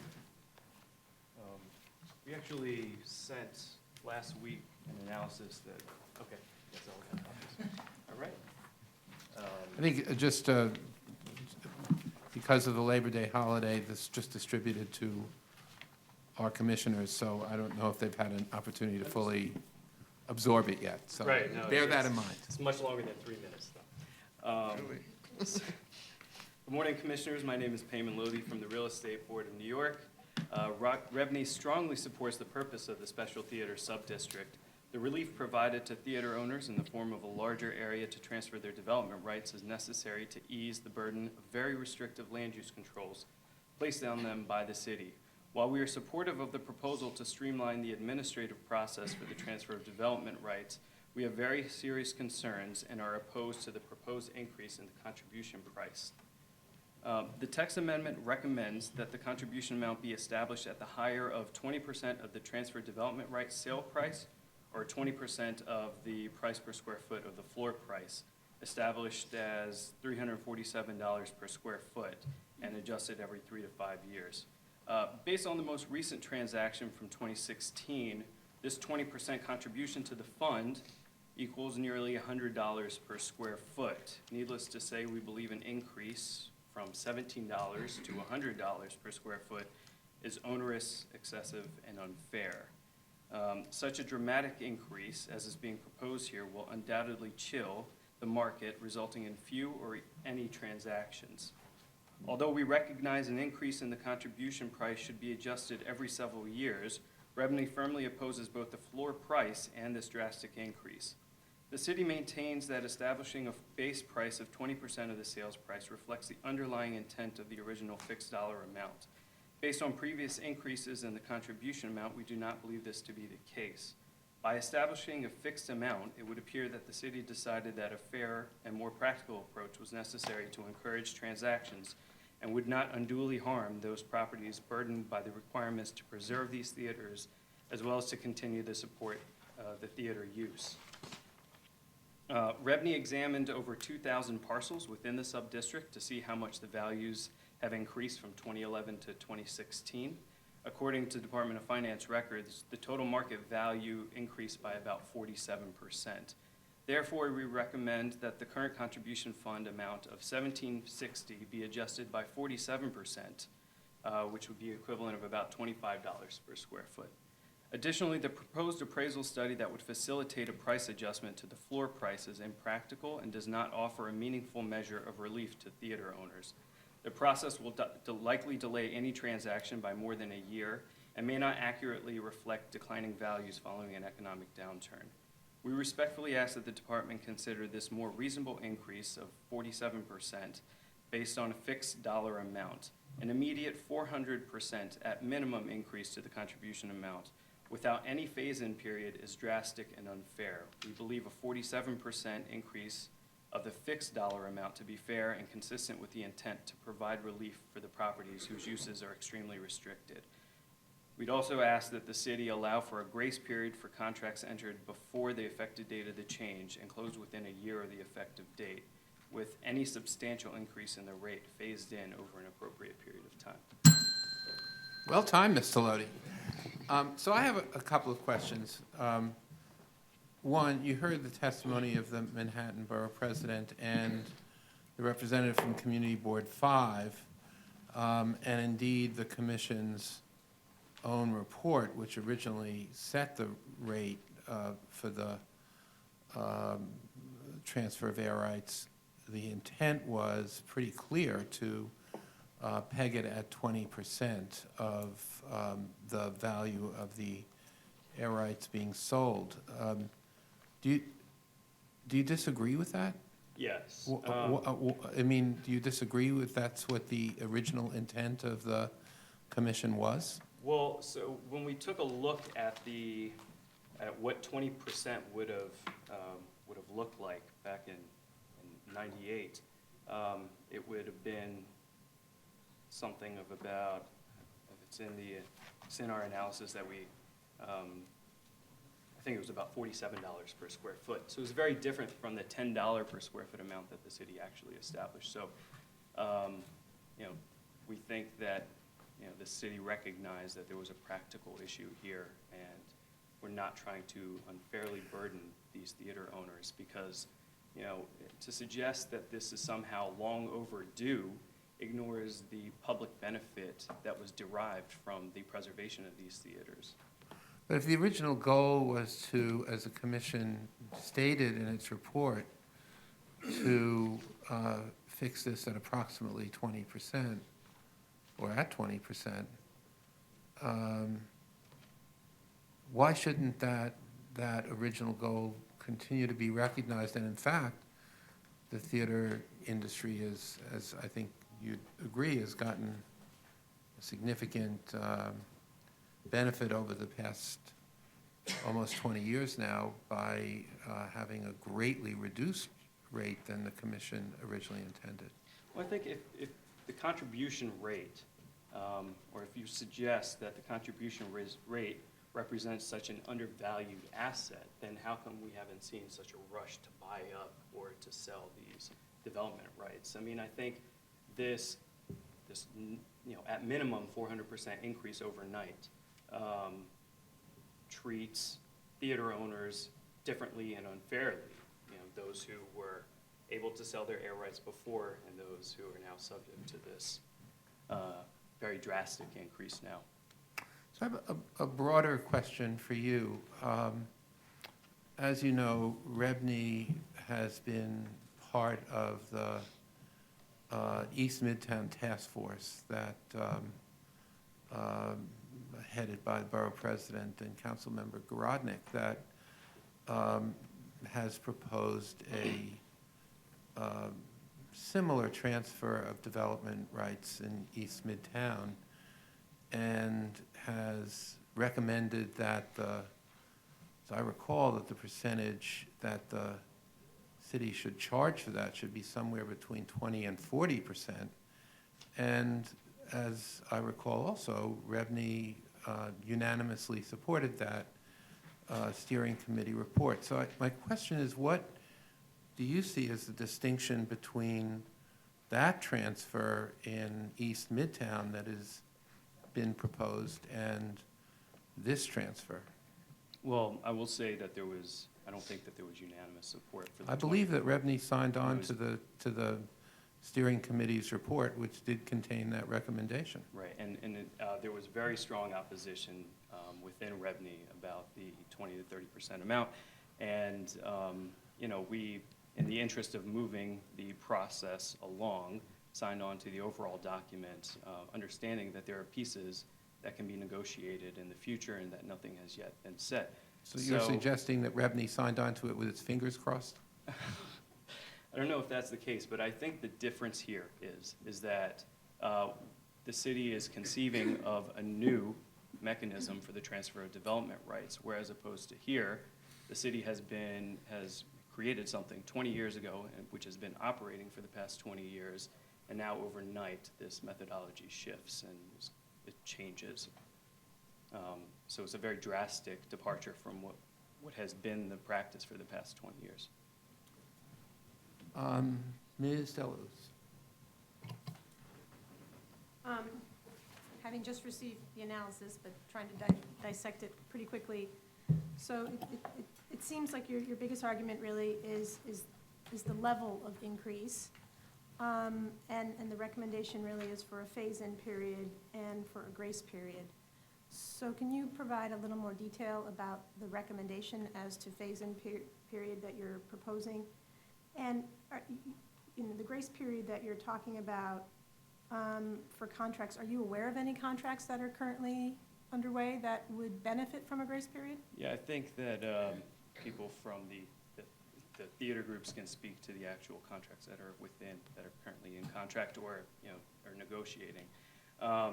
So the biggest issue I think the recommendation that we have is that a more appropriate increase be applied here, and that the floor price is very high, and that a phase-in period should look at something at a fixed dollar amount over, every 3 to 5 years. Currently kind of how the mechanism works right now, which I think would be, the commission would forego that in the future with this fixed dollar price. Okay, but that's a little different than necessarily a phase-in period. So, I mean, what you just said really is a new recommendation, counter to what the department has put forward, but, so it's really different than a phase-in period of... No, we, should the department seek to do a substantially higher increase, I think it's only appropriate that there be a phase-in period.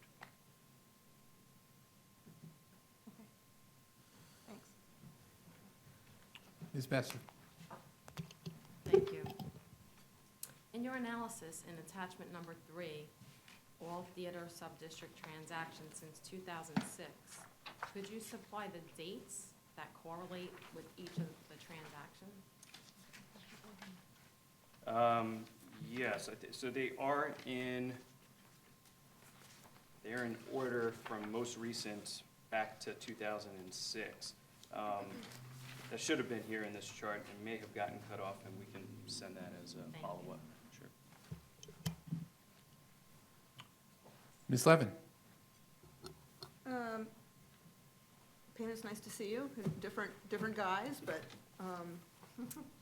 anyway, you referred in the beginning of your remarks, obviously the core of this application has to do with the amount to get paid into the fund, but You referred at the beginning of your remarks to the benefits of streamlining the process, and I assume you're referring to the change of having this, these transactions go through as chair certifications rather than city planning certifications. Can you illuminate us from the practitioner's side about the difference of those two processes? What difference does it really make? So I think we have some people here who can talk about the timeline and how much longer that would take, but I think everyone is supportive of chairman certification that would not subject it to a very lengthy public review process. I went back and looked at the 1998 report, because that's the way I approach these things. Revealed a certain amount of confusion on this whole value issue, I will say, because the report flips from sales value to appraised value. That's a separate conversation. But it is clear that the settling on a CPC certification in this process was a negotiated result of the public testimony that was received. The original application was for chair certification. There was big pushback from the community boards and the borough president, and it was modified by this commission to be a city planning commission certification. Easier than a special permit, which is what the community boards and borough president were looking for, but not quite as, but with more public information made available than the chair's certification. Since that was such a prominent and carefully crafted result of the 98 rezoning, why should we change it now? I think it just gets back to the point I made before about the need to allow these property owners, these who have been placed with these land use controls, enough flexibility and not subjecting them to a lengthy public review process. Again, but that's, yeah. Okay, but Understood. Ms. Efron. Hi, thank you. I haven't had a chance to fully digest this, but I am confused about one paragraph where you refer to the New York State gains tax, also known as the promo tax. Are you saying that in the gains tax led to the recession in the 1990s? Because I don't think that's a really I wouldn't think that confusing. would have caused a right. a national recession. I just imagine something must be missing from this paragraph, though, because no, I think the point that was being made is that the gains tax that was put in place in the 90s imposed a 10% tax on this gain, and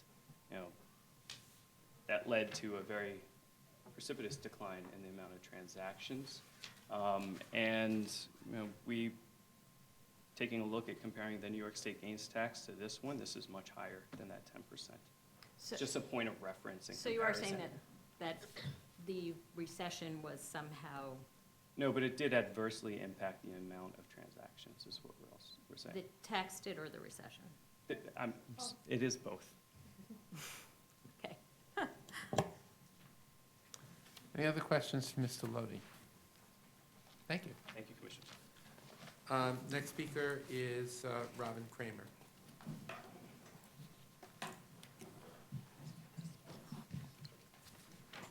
Good morning, Chairman Weisbrod and Commissioners.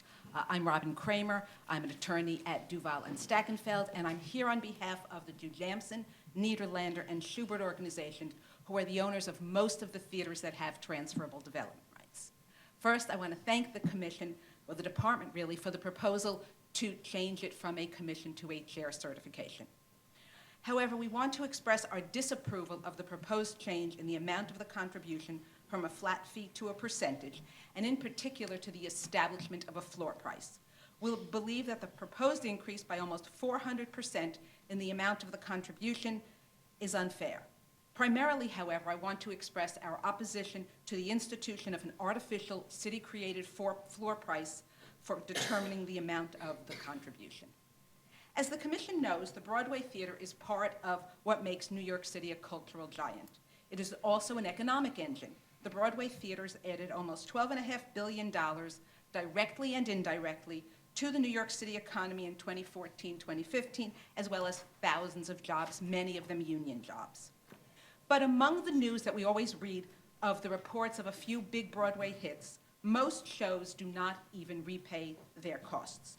Theaters must continue to be maintained and pay taxes even when shows fail and theaters are empty. In order to preserve the theaters for the presentation of legitimate theatrical attractions and to address what it called fundamental land use problems facing the theater district, in 1998, the city allowed theaters to transfer the floor area beyond the zoning lot. The Commission recognized that the concentration of theaters within a small geographical area, and often on the same block, significantly limited the availability of development sites to which theaters could transfer their air rights. The Commission also noted that, quote, no other class of buildings have been restricted by zoning to preserve not only its structure, but the use that takes place in those structures. In exchange for this right, a theater owner was required to maintain and restore the theater as a legitimate theater. The theater owners were also required to contribute a portion of the proceeds of such sales into the theater subdistrict fund. The amount of such contribution, originally $10 per square foot, was to be increased periodically based on assessed values in the area. The report notes that the Commission specifically rejected a proposal to make the contribution a percentage of the sale price. Theater owners are particularly concerned about the establishment of a floor price. We do not believe that the floor will serve any reasonable purpose other than to ensure a minimum contribution to the theater subdistrict fund, and the floor is quite simply neither needed nor helpful. Theater transfers are all arm's-length transactions. Theater owners are not related to the developers and have only one goal, getting the highest price possible, in contrast, of course, to the developers who want to pay the lowest amount possible. A floor price is not needed as a basis for verifying the prices paid on each sale. City and state transfer taxes are paid on every transfer, and the total consideration paid, whatever the form, is reported on tax forms that are signed and sworn to, with very serious penalties for lying. More? I did not make it as well as Payman did to his 3 minutes. But I'm representing 3 theaters. Can I have 3? You can have 30 seconds. 30 seconds. Setting a floor price does not take into account the full range of variables that are involved in every deal, and the appraisal has numerous subjective variables, and we've seen the appraisal and the market study and think there are significant problems with it. Also, the adjustment every 3 to 5 years does not take into account the actual timing of the New York City real estate market, which, especially in a downturn, can fall much faster. So the base price, even with the reset, is unlikely to ever truly represent the amount of the floor. We think that theater owners need to restore their theaters, most of which are 100 years old or more. They don't get greater income because they restore the theaters. They have this obligation. We think the best price for an air rights deal is the negotiated price, and that should be the basis for a contribution, and we think the increase is too high. I do want to say that we will be 2 more sentences, Ms. Kramer. I do want to say that we will be submitting later this week a longer written submission. So, thank you. Thank you. Mr. Dwight. So, just to clarify, are you in disagreement with the price set in the study, or are you in disagreement with the methods used to derive that number? And additionally, do you have a competing study to show a different number? Since we did not get a copy of the appraisal until the end of last week, the city didn't release it, we have not had the opportunity to undertake a competing study, but we are analyzing the numbers. A few of the things that we've noticed immediately are, for example, one of the adjustments is a price from somewhere in the 400s over time to over $600. There hasn't been a single sale price of air rights for over $600, so an adjustment to over $600 doesn't make much sense since nobody's paid that much money. So we're adjusting to a price for something that has not been paid, even in the You know, we were saying, oh, sale was in 2015, now the sale price would have been 6-something, but in fact, no sales in 2016 have been for 6-something, and the current sale prices that most recent have been less. So there are some real problems. So without the floor, would you be agreeable to a 20% of the sale price? I would say the theater owners are still opposed to the 20%. We feel that I have not spoken, I have not seen what Revenue was reporting. That is certainly, looking at what is 20%, the number that they're reporting would seem more reasonable to me. But as between the floor price and the 20%, we have a much greater problem with the floor price.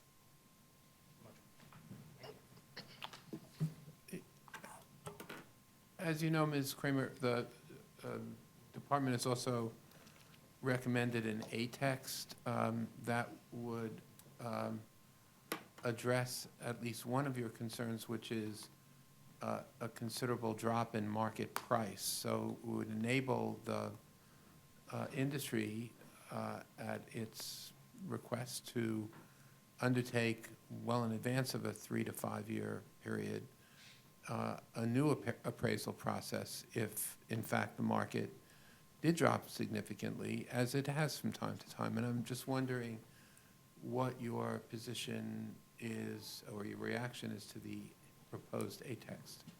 We don't think it will solve the problem for a couple of reasons. First of all, I know that the city has indicated that it could take about 2 months for such an appraisal. I'm not sure that's particularly accurate, given how long first the appraisal would have to be done, then they would have to go through the rulemaking process, there'd have to be a public hearing, there could be issues. This is an appraisal done by the city. I don't know how fast the city's appraisers could do it. So my guess is it would not be done in 2 months. It's more likely to take, let's not say a year, let's say 6 months from the time we request. In a fast falling down market, the appraisal would not necessarily reflect. Right, prices are going down each month. We have now a new price set 6 months ago. It might not, in fact, reflect it. Also have the problem that theaters and developers in their negotiation won't know what that number is going to be, and that could affect exactly how the negotiation goes and what the price that's agreed to will be paid. Another problem is it's the city appraiser. We have significant problems with this current study. We don't know what the next one will have problems, whether the next one will have such serious problems. And finally, the market study, the only limitation, if you will, on what the kind of appraisal is that it be done in the same way as the current market study. The market study includes land values that have nothing to do with air rights text. It includes land values outside the theater subdistrict. So it includes a lot of other things that are not part of relevant to an air rights sale. Now, the number chosen, the 347, excludes a lot of that because the department has determined that I assume they've made a determination as to how they want to set their price. But there's nothing that tells them they have to set the price that way. They could set the price a different way because it's up to the commission. So we don't really think it solves the problem. Ms. Efron. Ms. Kramer, the real estate board mentioned the possibility of a grandfathering or a grace period for theaters that might have contracts or are in the middle of negotiating contracts. Are any of your clients in that position? I would say there are certainly negotiations going on. Some of these negotiations take a really long time. But I do not know for certain, so I can't say whether there are in fact contracts that have been signed. There are definitely negotiations that have been ongoing for a while unrelated to this price or that are affected by this price. Ms. Levin. Ms. Kramer, you've seen a lot of these transactions, so I'd like to ask you the same question I asked Mr. Lodi, and that is about the practical difference between a chair certification and a city planning commission certification. What difference does it make to your clients? I'll tell you in a second, but I'm going to reverse the answer, which is, because you've been asking about, and I heard you yesterday and I heard you today, which is the question of the public, and that's what Community Board 5 and the borough president seem to be concerned with. Let's look at what the public gets from this. There is a commission certification currently. So it is not discussed at a public hearing. There is no public hearing on a certification. It is not, so the most that would be discussed is at a review session on a Monday. It will still go to the community board. The community board still has the opportunity to comment on it, which is unusual for a chair certification. The borough president will still have the opportunity to comment on it, which again is unusual for any certification. So from a public perspective, the public doesn't get much more from the review process. Because the items that are listed for the commission or hopefully the chair to approve, they're all ministerial. Was the proper contribution paid? Were the correct funds with the correct documents signed? And those documents are all reviewed and approved by the staff of the Department of City Planning beforehand. So in a sense, the chair, neither the chair nor the commission has any subjective or discretionary right to approve this. So what is it adding? It adds more time. A chair certification means that once those documents have been finalized, it goes to the community board, same time period now or under the new change or the current system, same time frame at the community board, that isn't changed. But when it comes back, it can just immediately go to the chair for his or her signature. With a chair, with a commission certification, there's much more formality at the end of the line. Has to be calendar, you know, there are certain items that have to happen. All it does is add time. It doesn't increase the public visibility of the action. Well, but I think it does allow a public conversation by this body about what's going on with the theater district and the nature of the transaction. And I'm not asserting a point of view here, but I realize that it was a very specifically created process in the 1998 rezoning. So I think we need to have a pretty clear reason for undoing it, and I think the borough president and the community boards have made it clear that they feel that the public airing of these transfers is an important element. So we can't undo it lightly. Let's look at it the other way. In 1998, there was no West Chelsea, there was no Hudson Yards, there was no, the only unusual transfer that existed were the South Street Seaport transfer was the only place that you could transfer except as of right on a zoning lot, and the only place you could, and so the South Street Seaport is a commission because the commission actually looks at the design in the South Street Seaport transfer rights. Every other place, the transfer is as of right, except of course the special permit for a landmarks transfer. And that was it that existed in 98. So in 98, the process was, what were they using as an example? That was an example. Now we have all these other processes, right? We have West Chelsea, we have Hudson Square, we have other places where we do certifications, where we have transfers, and the most they have is a chair certification. West Chelsea doesn't have any certification. It's purely, have you done the documents? And if so, that's all that's needed. So the process has been, from the city's perspective, simplified except where there's only ministerial findings, except in this case. Now, with due respect, while the commission can discuss it, that discussion doesn't change anything. That transfer has to be approved. There's no discretion. The commission couldn't say, gee, we don't like the fact that you're transferring 43,000 square feet to this hotel or this residential building, and there's this hotel. We don't like it. Doesn't matter. They have to approve it if all of the findings are met.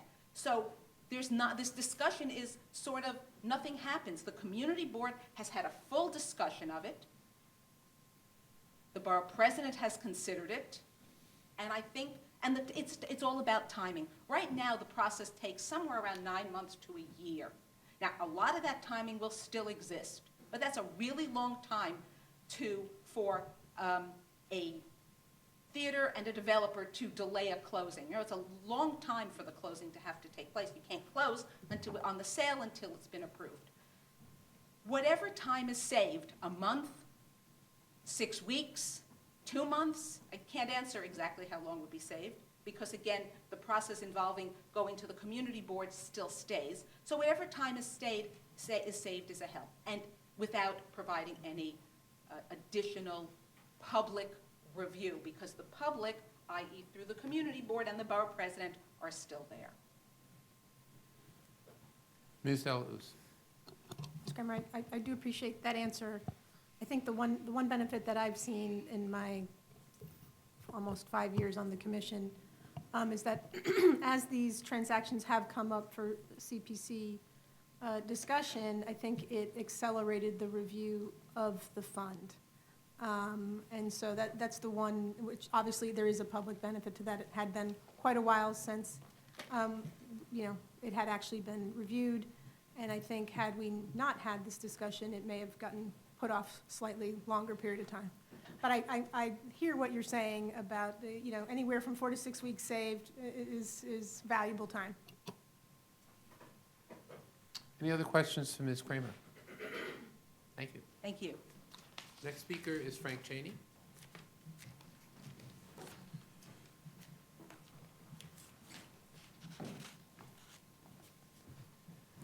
Good morning, Commissioners. My name is Frank Cheney. I'm a land use attorney with the law firm Rosenberg and Estes. Formerly, as some of you know, also a city planner for the City of New York for 17 years, 10 of which I spent here at the Department of City Planning. I have represented theater owners in development rights transfers, specifically with regard to the most recent, the Helen Hayes transfers. My client was the Second Stage Theater and the Nederlander organization in the transfer of development rights from the Neil Simon Theater. I am not here officially speaking on their behalf, although I think they would agree with my remarks.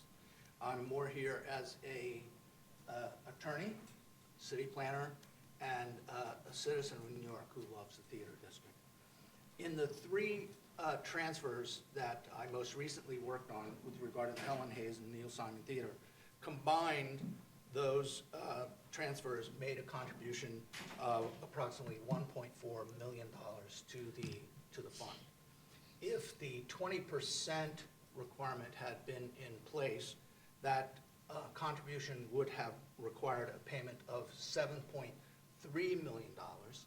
That's a 428% increase, and it would have increased the price per square foot from 17.6, the contribution per square foot from $17.60 to $93.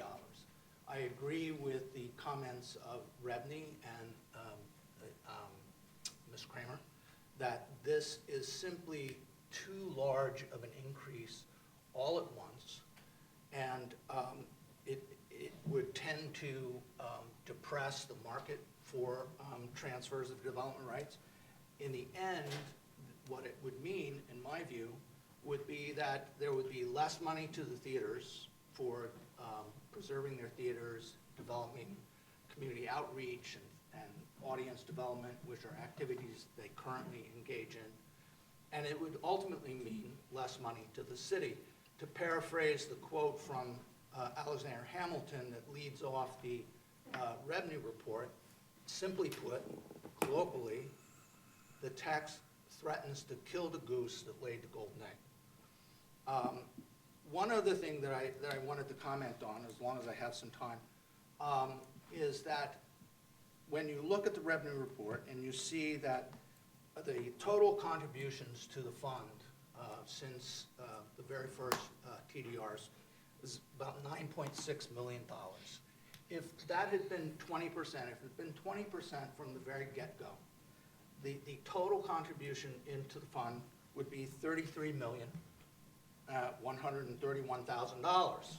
Now, the purpose of this fund is to fund the activities of the Theater Subdistrict Council. Thank you, Mr. Cheney. Questions to Mr. Cheney? Oh, come on, let's finish that thought process, Frank, please. Okay. Under the text, as it existed, the 3 purposes of the Subdistrict Council are to enhance the long-term viability of Broadway, develop new audiences, and to pay the city's administrative costs for monitoring, preservation, and use covenants filed against the listed theaters who transfer their rights. The question, I think, is, and one that I raised at a presentation that the department made at Rebney, was this is a dedicated fund. It can't be used for anything else. It's used for these purposes. To answer the question that the chair raised with Mr. Lodi, the difference between the proposed 20 to 40% contribution in East Midtown is that's in lieu of a requirement that the developer pay to make improvements to the transportation network. So instead of relying on individuals to make those, they would pay into a fund and the city would, as I understand it. Well, I mean,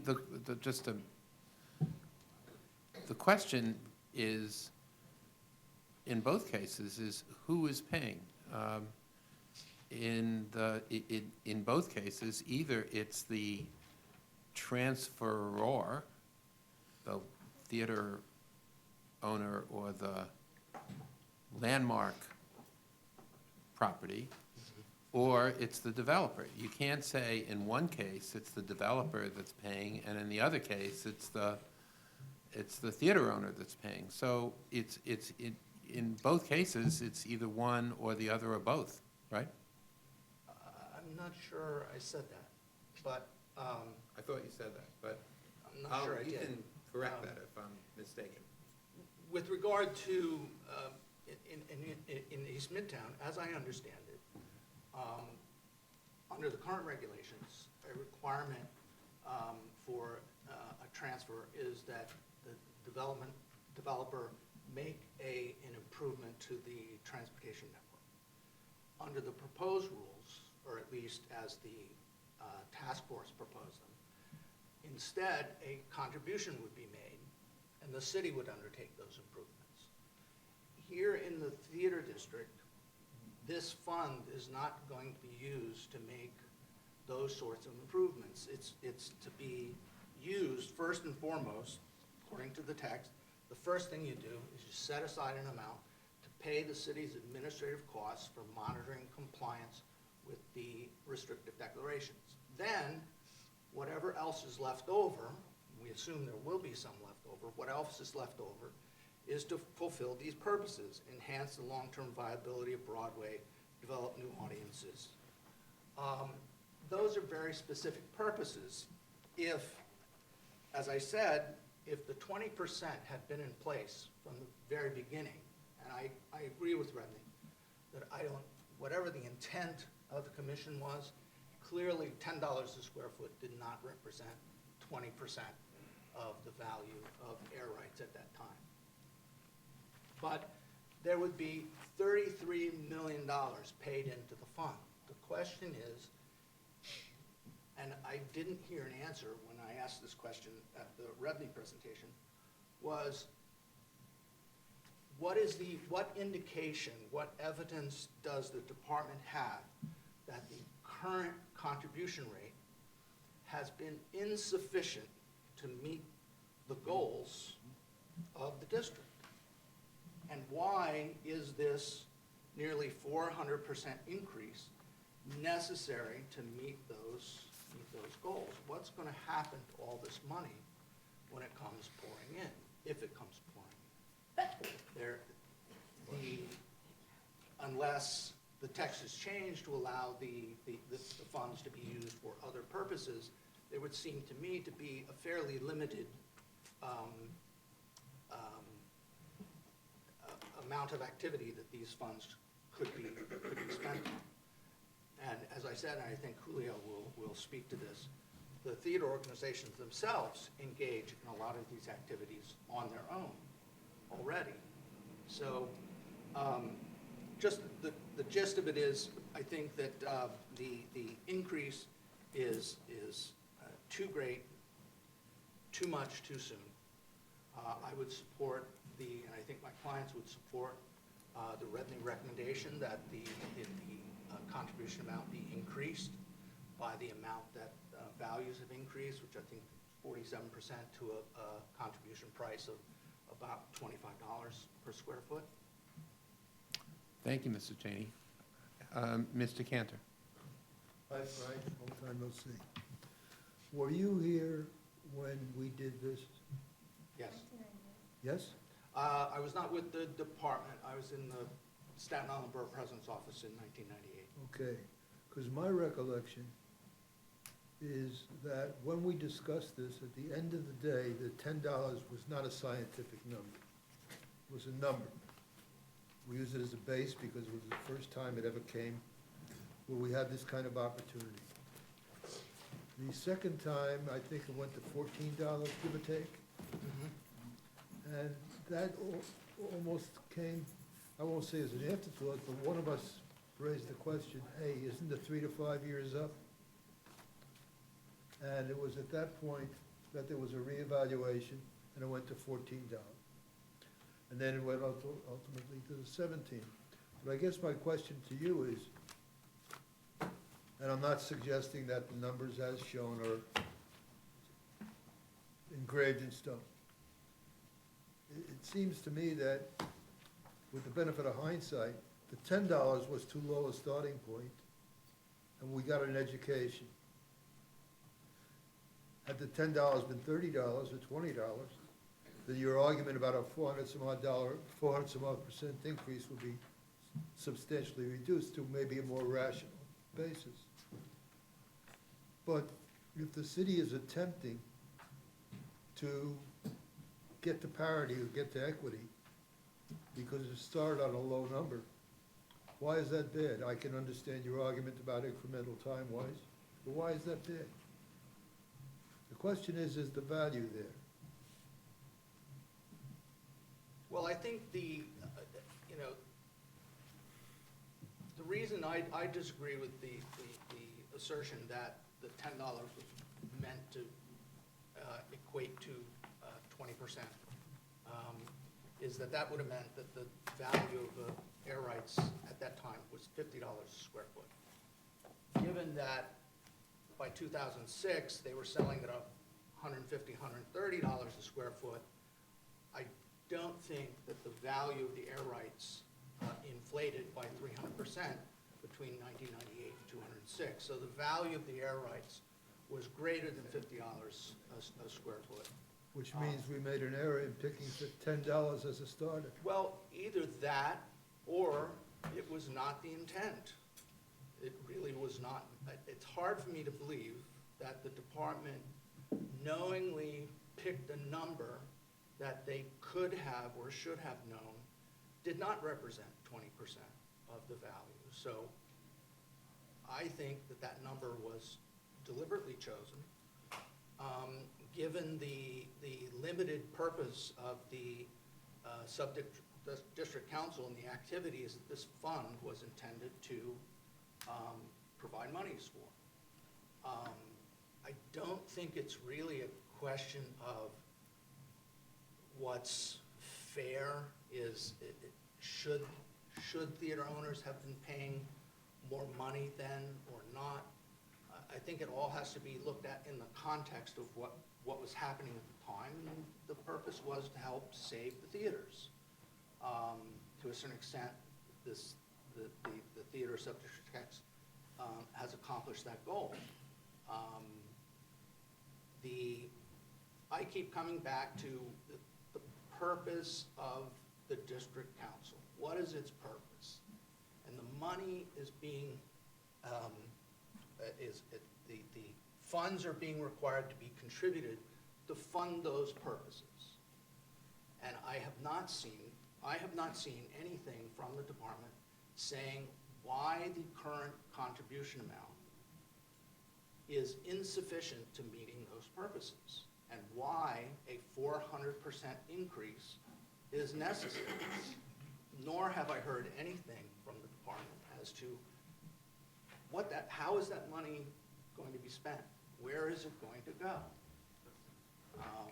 I think when you create a large pot of money without a clear idea of what you're going to spend it on, you run the risk of it becoming, for lack of a better term, a slush fund.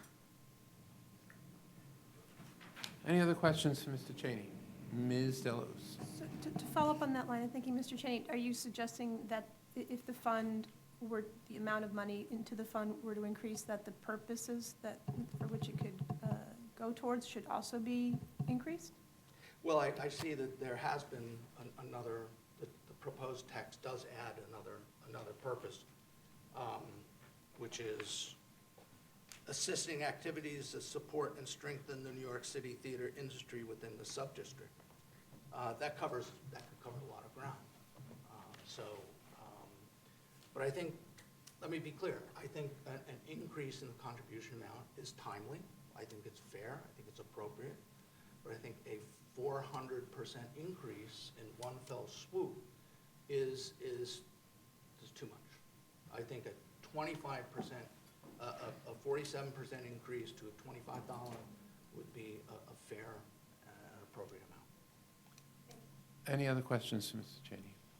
Thank you, Mr. Cheney. Thank you. Is there anyone else who wishes to be heard on this matter? Not even you, Mr. Peterson? We were waiting for you, Mr. Peterson. We thought you were going to be the star of the show. I hear no one else to be heard on this matter. And with that, the hearing is closed, although I do note that we are expecting some additional information from Ms. Kramer and the theater owners. We will distribute that when we get it. So thank you very much. Madam Secretary, is there any other matter to come before us today? No, Chairman Weisbrod, it is over.